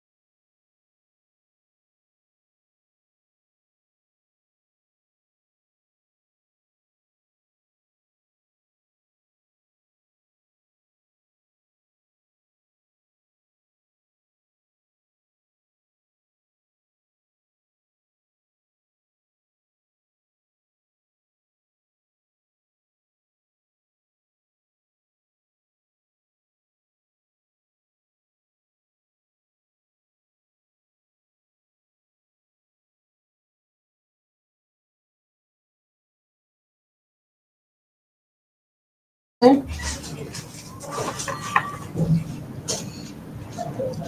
আমি BPYC 132 block 3 unit 11 ethical non naturalism and non নেচাৰেলিজমৰ চেপ্টাৰটো আলোচনা কৰিম। চ' ইয়াতে ষ্ট্ৰাকচাৰত মেইনলি অবজেক্টিভছ, ইন্ট্ৰডাকশ্যন, তাৰপিছত about ethical naturalism and ethical non naturalism, তাৰপিছত ইথিকেল নন নেচাৰেলিজমত জে মোৰেৰ non naturalistic fallacy and open question argument and institutionalism, তিনিটা পইণ্টছ আছে, এইখিনি আলোচনা কৰিম। চ' ফাৰ্ষ্টতে ethical naturalism and non naturalism mainly বস্তুটো কি, আমি অলৰেডি প্ৰিভিয়াছ চেপ্টাৰত এইখিনিৰ অলপ আলোচনা কৰিছোঁ, what is ethical naturalism and non naturalism. তথাপিও এইখিনিতে আজি আমি ইন্ট্ৰডাকশ্যনত ফাৰ্ষ্টত moral thinking vital aspects of আমাৰ লাইফৰ যিটো ভাইটেল এছপেক্ট, এইখিনিলৈকে যি মৰেল থিংকিং হয় এইখিনি আমি আলোচনা কৰিম। ইন আৱাৰ এভৰিডে লাইফ আমি বিভিন্ন ধৰণৰ কুৱেশ্যন যেনেকৈ এইবোৰ ফেচ কৰোঁ, তাৰপিছত এইবিলাকৰ মাজত যিবিলাক একশ্যনবিলাক ৰাইটো হ'ব পাৰে, ৰঙো হ'ব পাৰে, গুডো হ'ব পাৰে, বেডো হ'ব পাৰে, whether a character trait or a virtue or vice, and what is the makes of an action good or bad, right or wrong. These metaethical puzzles are addressed differently in different metaethical theories. So metaethical theories er majot broadly categorized kora hol duta versionot jitu hol ethical or moral cognitism and ethical or moral non cognitism. So ethical naturalism er majot mainly তাতে যি natural যিটো দুটাই actually নেচাৰেলিজম and non naturalism দুটাই actually ৰিয়েলিজমৰ forms of moral realism হয়। So' ইথিকেল নেচাৰেলিজমৰ এইটো মেইনলি হ'ল objectives and natural moral properties দুটা। এটা হ'ল ইথিকেল মৰেল প্ৰপাৰ্টিজ আৰু নন ইথিকেল নেচাৰেলিজমৰ মাজত হ'ল moral properties that are entirely different from the natural properties. Completely এইটো ডিফাৰেণ্ট হয়, নেচাৰেল প্ৰপাৰ্টিজৰ পৰা এইটো কমপ্লিটলি ডিফাৰেণ্ট হয়। চ' মৰেল থিংকিঙৰ যিটো তাৰপিছত এইটো চেপ্টাৰতে মেইনলি অবজেক্টিভছ ষ্ট্ৰাকচাৰ আমি অলৰেডি আলোচনা কৰিলোঁ অবজেক্টিভছৰ, তাৰপিছত introduction, ethical naturalism, ethical non naturalism, G Moore's naturalistic fallacy and open question argument, তাৰপিছত ইনষ্টিটিউচনেলিজম এণ্ড কনক্লুজন, এইখিনি এইটো চেপ্টাৰতে মেইনলি আছে, যিবোৰ আমি ফাৰ্ষ্টতে কি আলোচনা কৰিম, অবজেক্টিভছখিনি আলোচনা কৰিম। What are the objectives in this chapter. So objectives are method. The aims of this unit is to explicate the meaning of ethical naturalism and non-naturalism as meta-ethical theories, and also to locate an important distinction between them. So to show how ethical naturalism and non-naturalism deals with meta-ethical questions like are there any moral facts.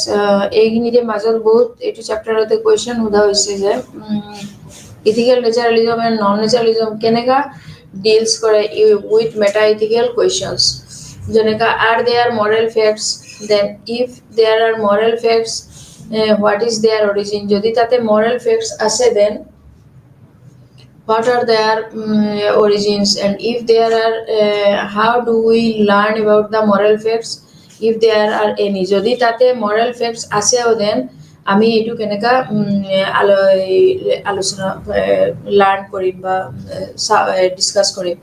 So there are many already moral facts ase jibur ami origin previous chapters already paise jibur ki what are the moral facts. So ethical naturalist holds that there are natural moral properties and relations. Mainly ami ethical naturalist ekini paise jitu নেচাৰেলিজমত যি moral natural moral properties and relations, এইটোৰ মাজত relation আছে। তাৰপিছত according to them moral properties like goodness, justice, rightness etcetera are natural, এই কমপ্লিটখিনি natural হয়। Thus in ethical naturalism, ethical sentences express propositions which are made true by real and objective features of the world. So ethical naturalism holds that moral values and moral obligations fit into the mainly scientifically based হয়. So to locate an important distinction between them, এইখিনি এই তিনিটা mainly objectives আছিলে এইটো চেপ্টাৰত. Then আমি ষ্টাৰ্টিঙত what is moral thinking. Moral thinking হ'ল কি এটা vital aspects of our lives, আমাৰ লাইফৰ. আৰু ডিফাৰেণ্ট মেটাইথিকেল থিয়ৰিজত যি মেটাইথিকেল থিয়ৰিজ আছে এইখিনি কমপ্লিটলি কেটাগৰাইজ কৰা হ'ল দুটা ব্ৰাঞ্চত. এটা হ'ল ethical moral cognitivism and ethical moral non cognitivism, এই দুটা পাৰ্টতে. কিন্তু তাৰ মাজতো যদি আমি এই আমাৰ ডেইলি দৈনন্দিন লাইফত আমি কি পাওঁ যে কিছুমান বস্তু একশ্যনবিলাক ৰাইটো হ'ব পাৰে, ৰঙো হ'ব পাৰে, গুড ভালো হ'ব পাৰে, বেয়াও হ'ব পাৰে. চ' এই গোটেইখিনি এই যে character trait is a virtue of and vice what is the makes an action good or bad. এইটোৰ আমি গোটেইখিনি আমি ভাৰ্চু ল'ব নালাগে যে হোৱাট আৰ দ্য নহ'লে এইটো আকৌ নন নৈতিক হৈ যাব. So' whether a character trait a virtue এইটো vice, then what is the makes of an action good or bad. এইটোৰ একশ্যন গুড অৰ বেড এইটোৱে হ'ব. চ' মেটাইথিকেল থিয়ৰিজ হ'ল meta-ethical theories are broadly categorized into two. এটা হ'ল কি ethical moral cognitism and another is ethical moral non-cognitism. দুটা. তাৰপিছত মৰেল ৰিয়েলিজমৰ আকৌ যিটো মৰেল ৰিয়েলিজম হয় নৈতিক বাস্তৱতাবাদ, এইটোৰ জৰিয়তে আমি মৰেল ষ্টেটমেণ্টবিলাক এক্সপ্ৰেছ কৰিব পাৰোঁ যি সত্যৰ জৰিয়তে. আৰু এই সত্যবিলাকেই হ'ল regarded as mind independent facts. এই সত্যটোৱে যিটো আমি বিলিভ কৰোঁ এণ্ড মানি চলি আছোঁ এইটোকে কি বুলি কয়, mind independent facts of the world. So moral realism holds that moral properties are real and objective properties. So এইখিনি কাৰেক্টলি কোৱা হৈছে যে এইটো এটা genuine part of the external world. যি মৰেল প্ৰপাৰ্টিজ হয়, যিটো মৰেল প্ৰপাৰ্টিজ হয় এইখিনি হ'ল genuine part of the external world. তাৰপিছত মৰেল ৰিয়েলিজমতো এটা attempt to show' the natural of the relation, যিটো সম্পৰ্ক মৰেল প্ৰপাৰ্টিজ এণ্ড নেচাৰেল প্ৰপাৰ্টিজৰ মাজত আছে. এইখিনি মৰেল প্ৰপাৰ্টিজৰ এক্সটাৰ্নেল পাৰ্টটো, মৰেল প্ৰপাৰ্টিজৰ যি ইণ্টাৰনেল পাৰ্টটো বেলেগ হয় এণ্ড এক্সটাৰ্নেল পাৰ্টটো বেলেগ হয়. চ' moral realism is an attempt to show the nature of the relation between moral properties and natural properties. Actually এইটো এটা attempt হয় the relation সম্পৰ্কটো দেখুৱাবৰ কাৰণে that moral properties and natural properties are not the same. There are some differences. So natural properties are those properties that we can identify that through sense experience and scientific inquiry. আমি আমাৰ sense experienceৰ জৰিয়তে এইটো আমি natural properties খিনি আমি identify কৰিব পাৰিম. So this has led to two position. One, naturalism and another is non-naturalism. So natural properties are those properties that we can identify through sense experience and scientific inquiry, and this has led to two propositions, ethical naturalism and ethical non-naturalism. So ethical naturalistic, ethical naturalistic or মাজত ethical naturalism and non-naturalism are forms of কি হয় moral realism, and ethical naturalism holds that there are objectives and objectives and subjectives. So there are natural properties are those properties but we can identify through sense experiences and scientific inquiry. This has led to two propositions. It all ethical naturalism and ethical non-naturalism. So we got our points that how we got our points that আমি ইয়াৰলৈকে আহি পেলাই ethical naturalism and ethical non-naturalismৰ লাইনটো পালোঁ. So ethical naturalism mainly কি হয় is understood by joining the following এইটো যিবিলাক claims আছিলে ethical naturalismত তেওঁলোকে কিছুমান বস্তু There are objectives, mind independent facts, and mind flowings, and our moral claims are synonymous with sustained, reliable. So ethical naturalismৰ মাজত এইটো claims হয় যে there are objectives and mind independent theory and moral properties হয় যিবোৰ আৰু যিবোৰৰ জৰিয়তে goodness, justice, rightness and etc. এইবোৰ গোটেই natural হয়. So thus in ethical naturalism, by এইটো জাষ্টিচ এণ্ড ৰাইটৱাছনেছ এইবিলাকৰ জৰিয়তে আমি ইউজ কৰে জেনাৰেলি ইথিকেল নেচাৰেলিজমটো ইউজ হয় so' thus in ethical naturalism ethical sentences express proposition এইখিনি আমি কালিও আলোচনা কৰিছিলোঁ যে how ethical naturalism utilise the propositions because propositions are not a single sentence, these are in a proposition. A proposition is a sentence form of logically sentence okay আমি proposition ক'ব পাৰো but there are some differences in proposition and logic যেটো আমি কালি আলোচনা কৰিছিলো already. So ethical naturalism আমি বুজিব পাৰো joining the কিছুমান claims আছে এইবোৰ use কৰিলে these are the what object following these naturalism also understood by joining the following so ethical naturalism can be understood by joining the following claims that there are objectives, mind independent and natural facts আৰু যিবোৰ আমি সায়েন্সত যি use কৰো এইবোৰে হয় and our moral independent is completely claims that synonymous with certain type of natural sources. তুমি যেতিয়া জন ষ্টুয়ার্ট মিলছৰ ভাৰ্চনৰ এই ইথিকেল নেচাৰেলিজমত আকু এজ এন এক্সাম্পল আমি দিব পাৰো যে utilitarianism ethical naturalism understood by joining the কিছুমান ক্লেইমছ আছে এইবোৰৰ জৰিয়তে যেনেকা there are objectives mind independent moral facts are natural facts so' এই বস্তুবোৰ উই ন' ডেট মৰেল ক্লেইমছ আৰ মানে মৰেল ক্লেইমছ মিটুৱাৰ্ড যিটো নৈতিক দাবী এইটো are true in the same way we about claims in the nature যেটো natural science আমি যেনেকা claim কৰো same তেনেকাই and our moral claims are synonymous with the so কিছুমান natural science ৰ লগত যেটো moral claims হয় এটো same হয় almost যেনেকা জন Stewart মিলছৰ version of utilitarianism is an example of ethical naturalism. Utilitarianism chapter টো আমি already বহুত বাৰ ডিসকাস কৰিলো in সবতে পলিটিক্যাল সায়েন্সতো হোক আপোনালোকে পালে তাৰপিছত লজিকত আমি ইথিক্সত অলমোস্ট আমি দুই তিনটা চ্যাপ্টাৰত আলোচনা কৰিলো ইউটিলিটেৰিয়ানিজম সো জন স্টাৰ্টৰ যোনটো মিল এটাৰ ইউটিলিটেৰিয়ানৰ যোনটো ভাৰ্চন হয় এইটো is an example of ethical naturalism এটা এক্সাম্পল হয় so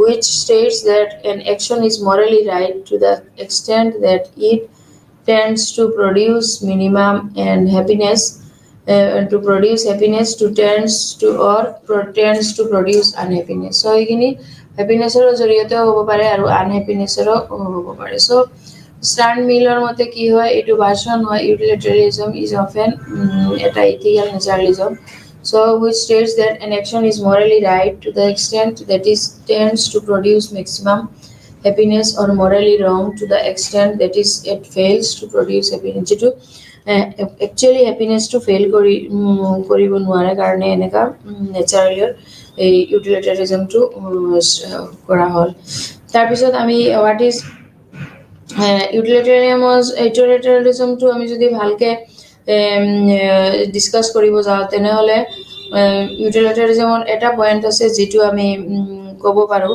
যে অলৰেডি ইউটিলিটেৰিয়ানিজমৰ ডেফিনিশন টু কিছুমান ডেফিনিশন আছে ইউটিলিটেৰিয়ানিজমৰ ডেফিনিশন গুড অর ব্যাড ইউটিলিটেৰিয়ানিজমৰ ডাইৰেক্টলি ক্লেইমস কৰা হল যেটো moral properties can be reduced to the natural properties with like pleasure and pain moral property এটো কেনেকা আমি ৰিডিউস তো কৰিব পাৰে to pleasure and pain or জৰিয়তে So under this view, the mainly এইটো action যোনটো এইটো morally right হয়, if it is produced the most pleasures of happiness, যদি কোনটো বস্তুত আমি গৈ maximum pleasures or maximum happiness for the most people পাব পাৰো, এইটো আমি চাব লগা হয় ইউটিলিটেৰিজমক, যে এটা যদি হ্যাপিনেস পাওঁ আমি এইটো মেক্সিমাম কিমান পিপুলে পাব পাৰে, আৰু এইটো প্লেজাৰ বা পেইন যি হয় মানে মেক্সিমাম প্লেজাৰ বা হ্যাপিনেসটো most পিপুলৰ কাৰণে হয়। So N action is morally wrong if it produces the most pain, কিন্তু এইটো এটা অ্যাকশন এইটো ৰং হৈ যাব পাৰে যদি এইটো পেইন বা পেইন প্ৰডিউস কৰে। So it produces the most pain or sufferings. So the natural properties of pleasures naturally producers of pleasures maximum natural properties of pleasures and pain are used to define the ethical properties of good. So এইটো এইখিনিতে গৈ কিনি আমি পেইনটো reduce কৰিব কাৰণে maximum প্লেজাৰটো দিয়া হয়।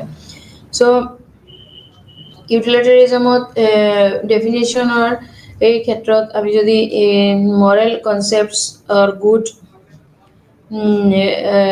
good or moral concepts definition to দিব পাৰো, same এইটোই ওলাব যে what is the meaning of the good. So according to utilitarianism was good or মানেটো হল কি moral concept of good is defined as the natural properties of pleasure, and এইটো বস্তু গৈহে good হ'ব যোনটো সবৰ আসলতে pleasure হ'ব আৰু happiness হ'ব।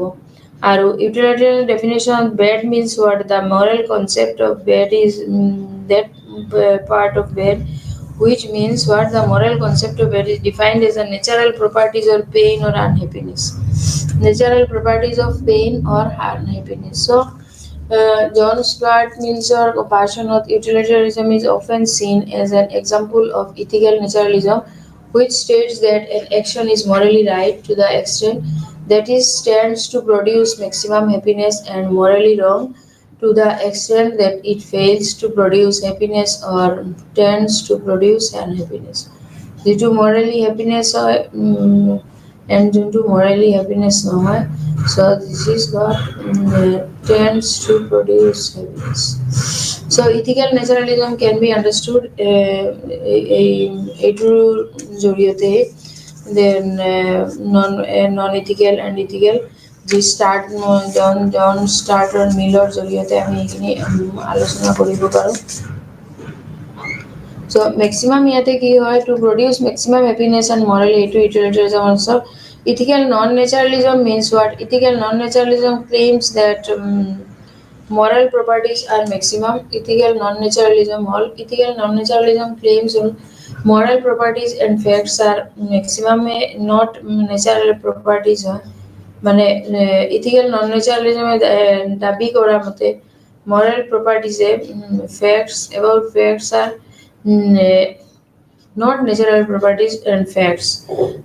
So it holds that ethical sentence expresses proposition and which are truth apt and they are made to if the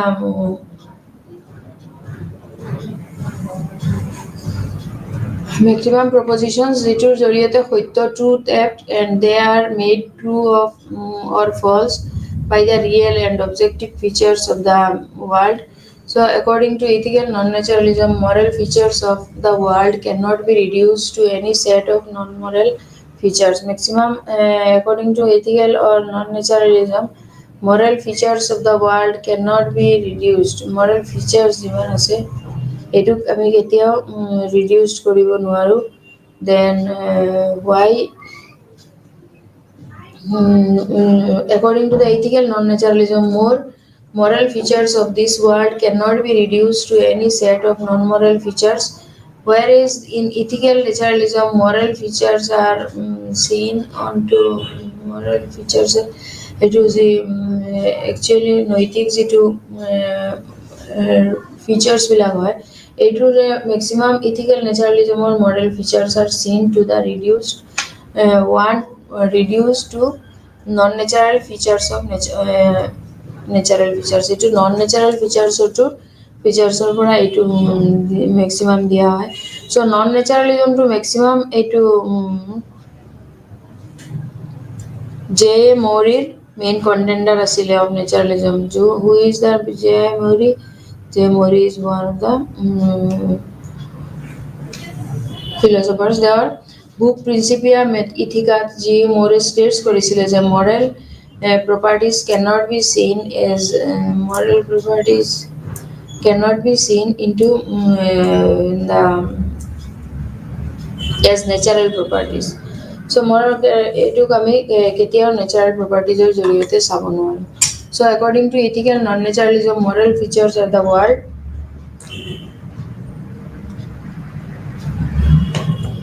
cannot be reduced any set of the non-moral features, whereas in ethical naturalism, moral features are seen to be reducible to natural features. So reduce কৰিব পৰা যায়. So J. Moriৰ কিছুমান বস্তু আৰু আছে যেনেকা naturalistic fallacy. So তেওঁৰ naturalistic মোৰেৰ এটা পাৰ্ট আছিলে মোৰে argues তেওঁ আৰ্গু কৰিছিলে that যিকোনো এটেম্পটেই হওক টু ডিফাইন গুড যিকোনো এটেম্পটতে যদি আমি গুডক ডিফাইন কৰিব যাওঁ then we have to explain first our any other moral philosophy, then whether in naturalistic or in naturalistic terms. So এইটো হ'ল এটা fallacy আছে maximum তাতে এনেকা দুটা এটা আৰু এটাৰ opposite হৈ যায়. So ইয়াতে এটা term ওলাইছে and that term is what fallacious. So the Mori says that any attempt to define যিকোনো attempt হোক ভালটোক ডিফাইন কৰিবৰ কাৰণে ইন নেচাৰেল প্ৰপাৰ্টিজৰ ক্ষেত্ৰত এইটো এটা কমপ্লিটলি বন্ধ হয় and he is named it as naturalistic theory. Even as এটা naturalistic fallacy থকা words are complete meaning so is separate from the logic. It can be কেনেকা এইটো বস্তু আকৌ Morris defined goodness or badness or তেওঁ দিব পাৰে. So there are many others fallacy whichever is naturalistic or in non-naturalistic terms is fallacious. So Mori says that any attempt to define good in terms of natural properties or fallacious, and he is named it as what naturalistic fallacy. So good or goodness is a basic property and there and cannot be analyzed. ভাল or goodness দুটাই কি হয় এটা has no parts ইহঁতৰ কোনো parts নেই and that is why we cannot define goodness in terms of parts. এইটো কাৰণে আমি এইটো ডিফাইন কৰিব পাৰো that goodness in terms of parts. So Morris states that goodness is good and it cannot be defined. So Morris states discuss কৰিব পাৰে that good is good and it cannot be defined. এইটো আমি define কৰিব নোৱাৰো. So More argues that any attempt to define good or other moral property to naturalistic or non-naturalistic terms is fallacious. So More say, according to More maximum to use করেছিল their concern that intrinsic values to good or to is always analyzable into any non-moral terms. এইটো তেওঁ analyze কৰিব পাৰে যত মানে একো non-moral terms আছে and we can use these words. So we define good as তেওঁৰ মতে মৰিৰ মতে good define কৰিছিলে as a and we feel different contents in a. So according to আমি তাক if a is pleasant and desirable then we can ask also if a is pleasant and desirable pleasant and desirable তেনেকাও ক'ব পাৰো ন. So এতিয়া suppose he is a singer and he is a player and he is a cricketer তেনেকা কোৱাতকে আমি যদি directly he is a singer আকৌ he is a player আকৌ he is a musician এইবোৰ কোৱাতকে আমি তেনেকাও ক'ব পাৰো he is a singer and musician and player. So কিছুমান বস্তু তেনেকা good and just happiness good and happiness এই দুটা বস্তু তেওঁলোকে হেপিনেছৰ যিটো মেইন ভাৰ্চন হয় এইটো তাতে বুজাই দিছিলে so we can feel different contents in A and according to what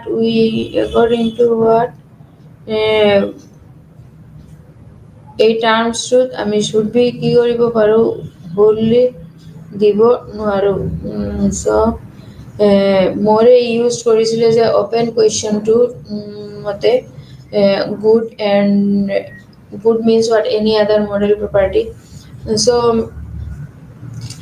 এইটোতে গৈ কিনি তেওঁ যিটো প্লেজেণ্ট এণ্ড ডিজায়াৰেবল আশা কৰিছিলে সেইটোৱেই মোৰে মতে পিছত এন অপেন কুৱেশ্যন হৈ গ'ল চ' আমি যদি ক'ব পাৰোঁ যে is the pleasant and desirable also' good তেনেকুৱা যদি ক'ব পাৰোঁ দেন চিয়'ৰলি ইট গোজ কাৰেক্ট চ' এতিয়া কোনোবাই সুধিব পাৰে is there are any one which has property of goodness কোনোবা আছে নেকি যাৰ গুডনেছৰ প্ৰপাৰ্টি আছে বা তেনেকুৱা then holds that moral values depends upon the presence of so for example we are not identified with our so someone can ask jodi yate ki hoy property of goodness or we can say that pleasures is good in this sense so again it clear hoi jay je there are two distinct things happiness and goodness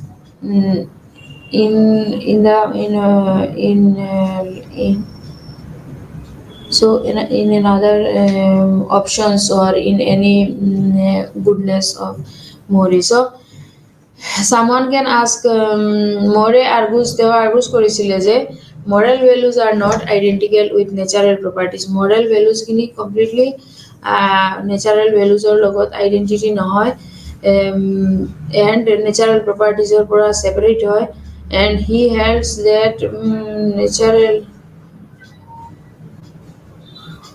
তেওঁ এইটোও কৈছিলে যে naturally চব বস্তু যদিও আমি কিবা আজিকালি নলেজ সাৰ্চ কৰি পেলাই বহুত বস্তু নেচাৰেলি আমি জানিব পাৰোঁ যে মৰিৰ আৰ্গুজ বা মৰেল ভেলুজ এইখিনি কমপ্লিটলি আইডেণ্টিকেল টু নেচাৰেল প্ৰপাৰ্টিজৰ লগত জনাৰ পিছতো কিছুমান মৰেল ভেলুজ আছে যিবোৰ depend upon the presence of non Morrell presence যিবোৰ কিছুমান ডিপেণ্ডছ হয় নন মৰেল প্ৰেজেঞ্চৰ ওপৰত so thus Mori argues that moral values are not identical to the natural properties so he tells that moral values depends upon the presence of non-moral properties তেহেঁতে কি কৰিছিলে মৰিক যিটো ভাষণ এইটো Morrell criticise কৰিছিলে অলপ আৰ্গুজ তাৰপিছত মৰেও আৰ্গু কৰিছিলে যে that values are not identical to natural properties যে মূল্য যিটো হয় সেইটো নেচাৰেল প্ৰপাৰ্টিজৰ লগত আৰ্গুড নহয় চ' ইয়াতে আকৌ but a good is the what is good and a good is means তাতে অনেষ্টি তাৰপিছত consciousness then beneficiaries and fairness but good is not simply equivalent to those in a way and can be shown in a definition of good বস্তুটোক আমি তেনেকুৱা দেখুৱাব নোৱাৰোঁ as a result what events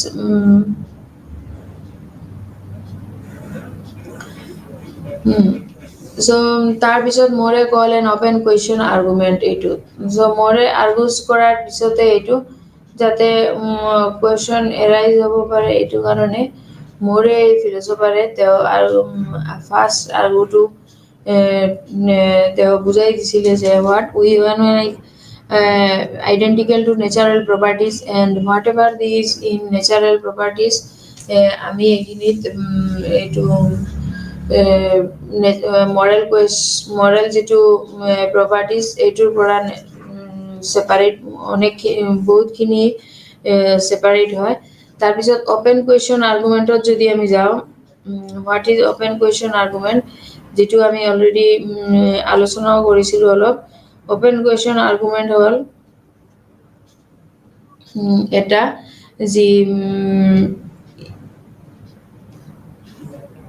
ethical নন নেচাৰেলিজমৰে এটা part হয় open question argument যে মৌৰীয়ে কৈছিলে যে এইটো হ'ল opponent argued that many naturalistic definition good you can always meaningfully ask but is that really good so open question argumentor মতে argued that for any other open question or argumentor মতে any argument যেটো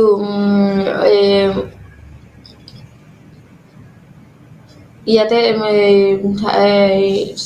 supportive হ'ব লাগিছিলে so এইটোতে but what is the really good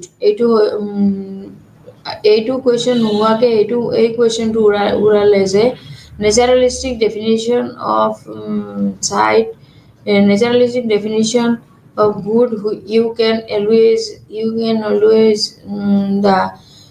we can always meaningfully ask that what is the really good so the fact that the question remains open এই questionটো open হৈ আছে আৰু এইটোকে open question argument বুলি কয় এইটোৰ ওপৰতে আমি question কৰি পেলাই argumentও কৰিব পাৰো then what is the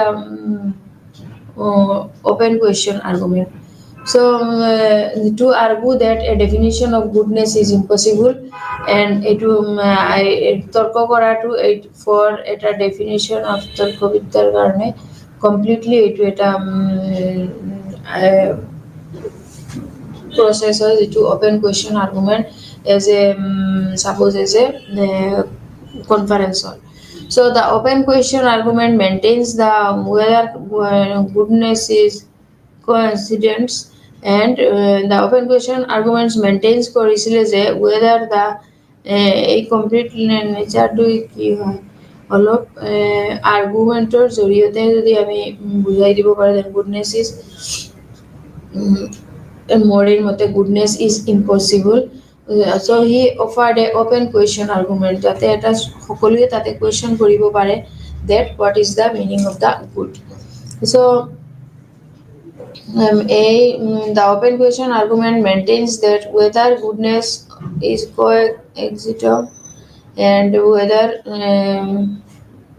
whether question is co-agreement and he offered the open question argument the open question argument maintains that it was completely goodness is coincident with any natural property and set of natural properties is always a conceptually open question so it is a completely open question for the goodness actually it is for the goodness and open question argumentor জৰিয়তে এইটো এইখিনি আলোচনা কৰিছে open question Mori calls it that's why Mori calls it open question argument এতিয়া আমি next point হল কি open question argumentor হল Thus Mori argues কৰিছিলে যে moral values are not identical to natural properties moral মতে কি আছিল এইটো moral values are not identical with natural properties যেটো আমি already কলো and he holds that moral values beyond the process of non moral properties so something is good etu mane ki hol in virtue or good making properties but given that a thing has those particular type of properties it is necessary that it is a good thing etu eta bhal hoy je etu eta bhal bostu and the good is not reducible to any non moral and kiba holeo jetu bhal hoy etu kotiu reducible kora nohoy so given the thing has those particular type of properties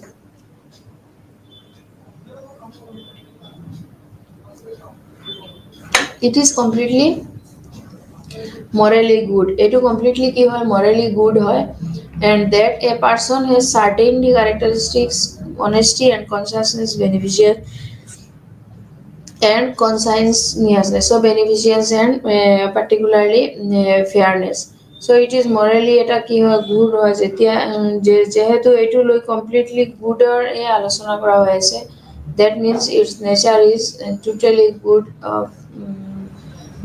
and that a person has different has certain characteristics along certain differences. So যিটোৱে হওক এইটোৰ মাজত যি ডিফাৰেঞ্চখিনি হয় এইটোৰ নন মৰেলৰ পৰা গুডটো নন ৰিডিউচিবল হয় নন মৰেলৰ পৰা এণ্ড একচুৱেলি এইটো মৰেল প্ৰপাৰ্টিজো হয় বিকজ সৰু যিটো আৰু এটা যিটো আছিলে ইট ইজ মৰেলি সেইটো মৰেলি তেওঁলোকে একচেপ্ট কৰা নাই then this is an option that if the good thing is not reducible then that it is non-moral properties will be accepted. So these are the moral theories. These are the non-ethical essence, non-ethical, ethical non-naturalism's branch. Eighth branch or these three, these three branch. So next আমি ethical non-nature intuitionism to something. What is intuitionism? Intuitionism is a form of ethical non-nature. এইটো form হল যেনেকা ethical non-naturalismৰ তিনিটা form পালো আমি one is all naturalistic fallacy and other is all ethical non-naturalism open question argument and then now we will get what এটা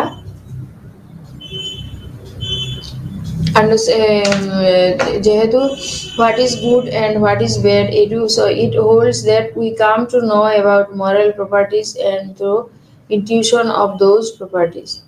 So intuitionism is a form of ethical questions, ethical non-naturalism. It addresses the following questions: if moral properties are not natural properties, then how do we understand them to know about them?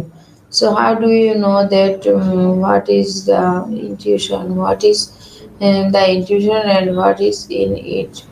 So if moral properties are not natural properties, then how do we understand them or know about them? So how do you know that what is good or what is bad? It holds that we come to know all about and moral so properties do not through institution of these properties. So intuitionismতো আকৌ কিছুমান বস্তু আছে যেনেকা one can grasp this self-evident claims directly as the depend on the substantiation. এজনৰ ব্যক্তিক আমি directly charge কৰিব পাৰোঁ যে এইটো that how do we know that it's good or it is bad? So it holds that we come to know about moral properties through intuition of those properties. আমি কিছুমান বস্তু তেনেকা ইনটিউশনৰ জৰিয়তে জানিব পাৰোঁ. So intuitionismত one can grasp this self-evident to claim I mean merely to the so J.S. Moore একাউণ্টৰ গুডনেছত এইটো বহুত ফাষ্ট এটা চেপ্টাৰ আছিলে যি ইনটিউশনিজম তাৰপিছত নন এথিকেলিজম but here just we got some important points and introduction of the chapter. So এজনে ব্যক্তিয়ে grasp these self-evident কৰিব পাৰে that we নিজে intuitionism. So let's ethical naturalism and non-naturalism are the forms of moral realism and ethical and rightness etc. So এইটোক natural বুলি কোৱা হয় according to the ethical realism moral এইখিনি careful understanding of the issues is happen to careful understanding of the happens. So আমি যদি কিছুমান বস্তু age N কুৱেশ্যনৰ জৰিয়তে মোৰ leaves by by intuition and yes so beneficiaries হওক ফেয়াৰনেছ হওক যি হওক to the good and the excessive number of pleasures and excessive number of the for the maximum number of peoples. So this is utilitarianism, and this utilitarianism means you will got, I think, here one or two words. So whenever one can grasp these self-evident claims directly as directly as these depend on the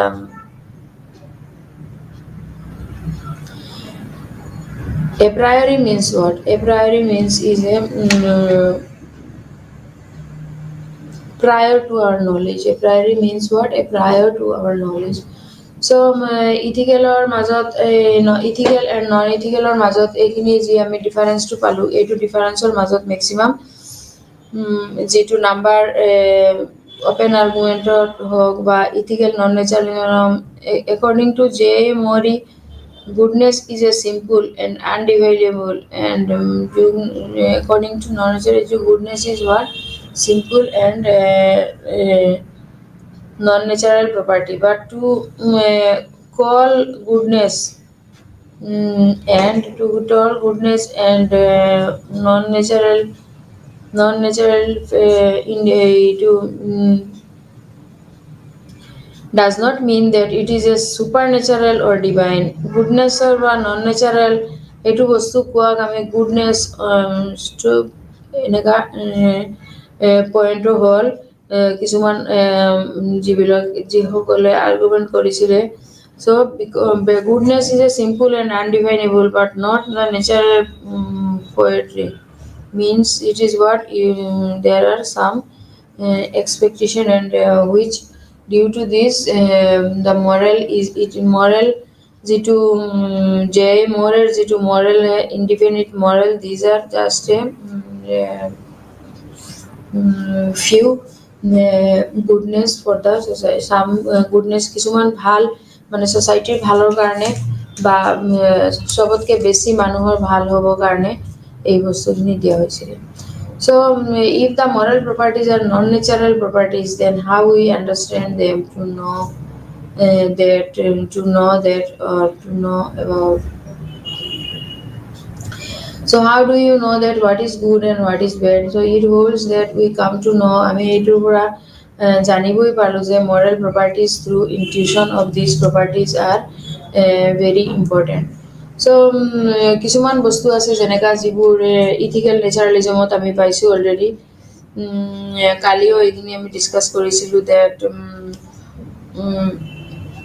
is wrong. যদি এইটো wrong হয়, then the term wrong refers to a non-materialistic, non-ethical, non-naturalism. So this is non-ethical non-naturalism and ethical non-naturalism. So the term wrong refers to the non-natural thing, and the non-natural property, the property is not a physical or empirical one, but then that can be a physical and natural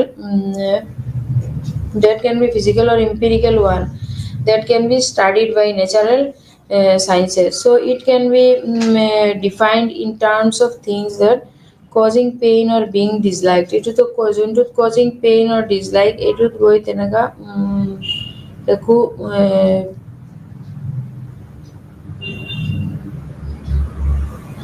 ইউটিলিটারিজমটো মানে এটা shortly আমি কৈ দিওঁ যে what is ইউটিলিটারিজম.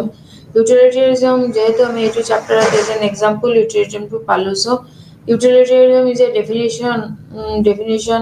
এইটো হ'ল কি the Morrell concept of the ward is defined. The Morrell concept of the ward is defined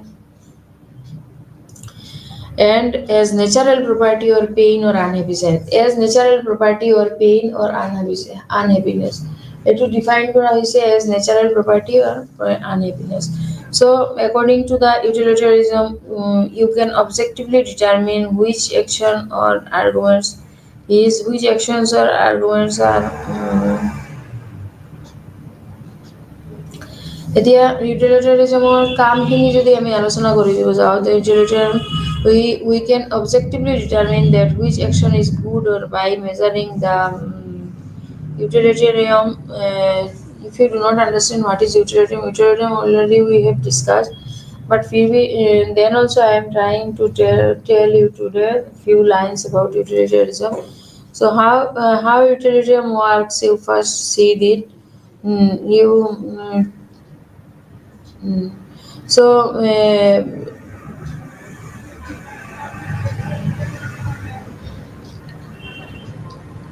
utilitarian definition of good. In this theory, the moral concept of good is defined as the natural property of pleasure, and Bader Hall defined as the natural property of I love uh, the morality. So এইখিনি হ'ল ইউটিলিটাৰিজমৰ main.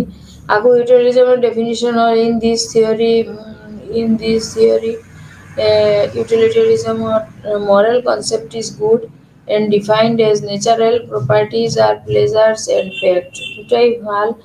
Moral property is good and is natural concept of the pain or unhappiness. So these are the chapters of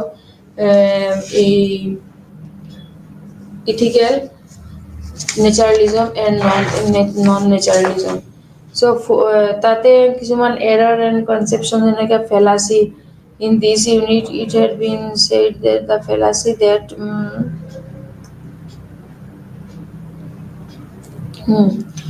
so fallacy is a misconception হয়। So এই ইউনিটত আমি already আৰ্গুমেণ্টটো create কৰিবলৈ গৈ fallacy create কৰিছোঁ, and those are actually natural for the people, but the some people's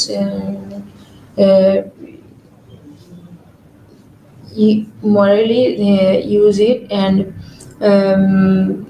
the which is present in the world objectives or mote which is present in the world which is accepted, then it can be what a misconception of identifying mood concerning with natural properties. এইটো কি কৰিব পাৰে directly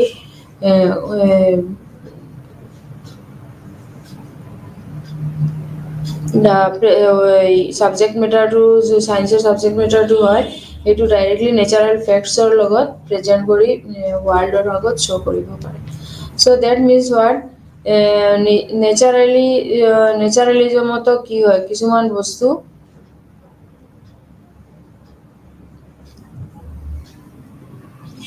how it works এইখিনি আমি চালো already. Then kindness is good and stealing is wrong এইখিনি ক'লে কোনে কি ethical naturalism argues that moral statements such as naturalism and ethical naturalism argues that kindness is a good and stealing is wrong. Kindness is what? Good and stealing is wrong. Wrong are based on can be definitions are fact the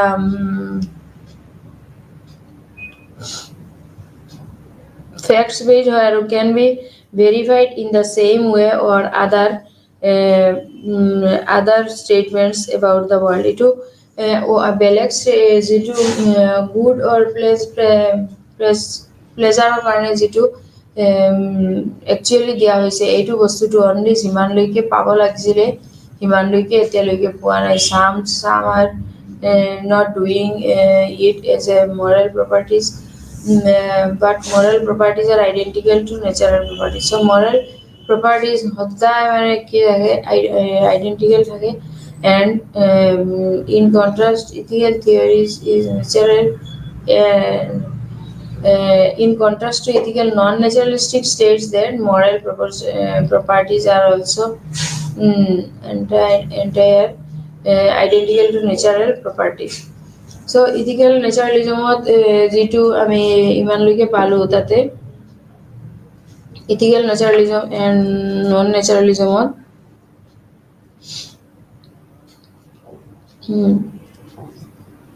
so for এইখিনি এইটো চেপ্টাৰত দিয়া নাই। There are mainly how many types of naturalism are there? There are 4 types of naturalism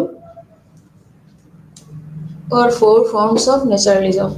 So what are these? Materialism, modern scientific utilitarianism, modern scientific utilitarianism, then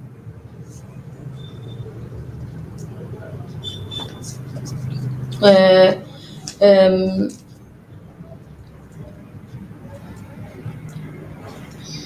then naturalism,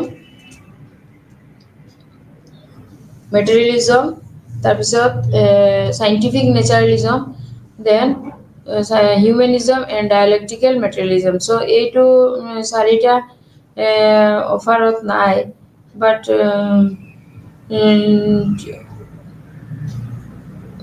যিটো আমি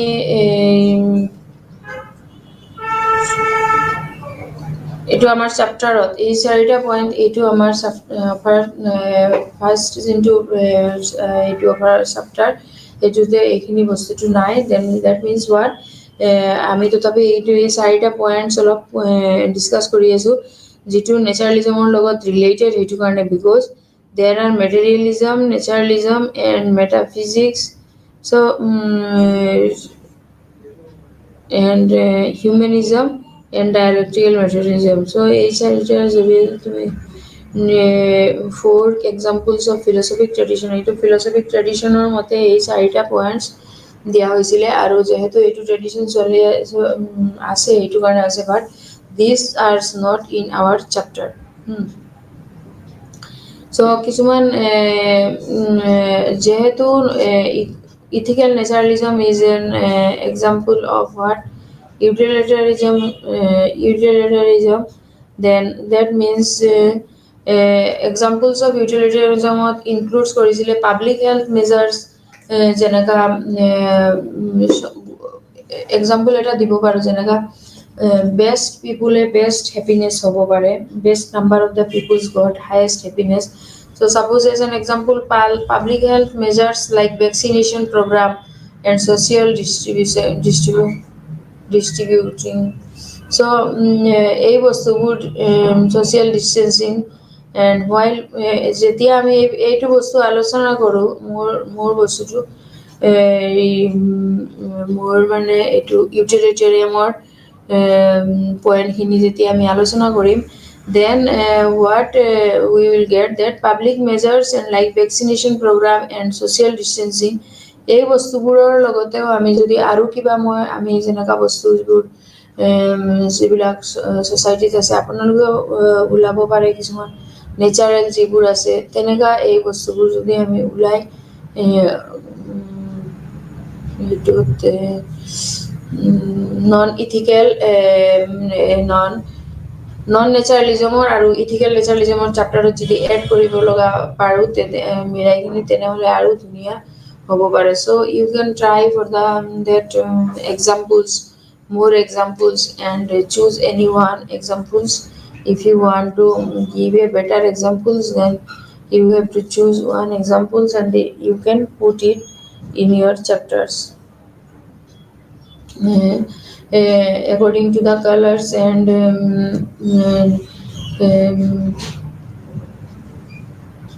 subjects we can put the examples. So according to the ethical naturalist, moral properties are identical to the natural properties, and in contrast to the ethical non-naturalistic state, the moral properties are not identical to natural properties. So mainly ইয়াতে কি হয় objectives যিটো আছে that has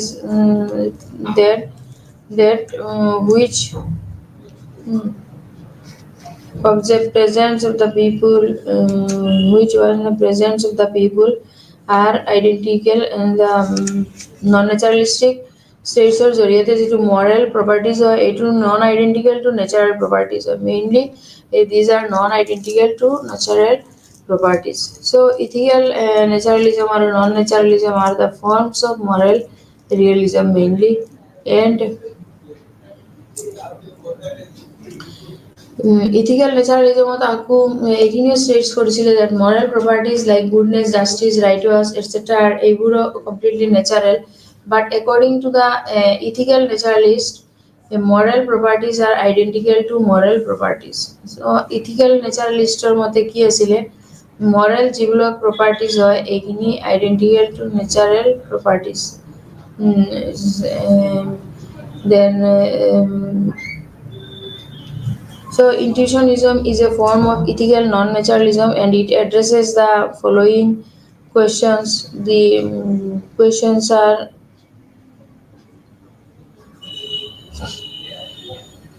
ethical naturalism states originally that moral properties or goodness, justice, rightness, etc. are natural. So, according to ethical naturalism, moral properties are identical to natural properties, and in contrast to ethical non-naturalists, state that moral properties are not identical to natural properties. So, ethical states that the non-naturalism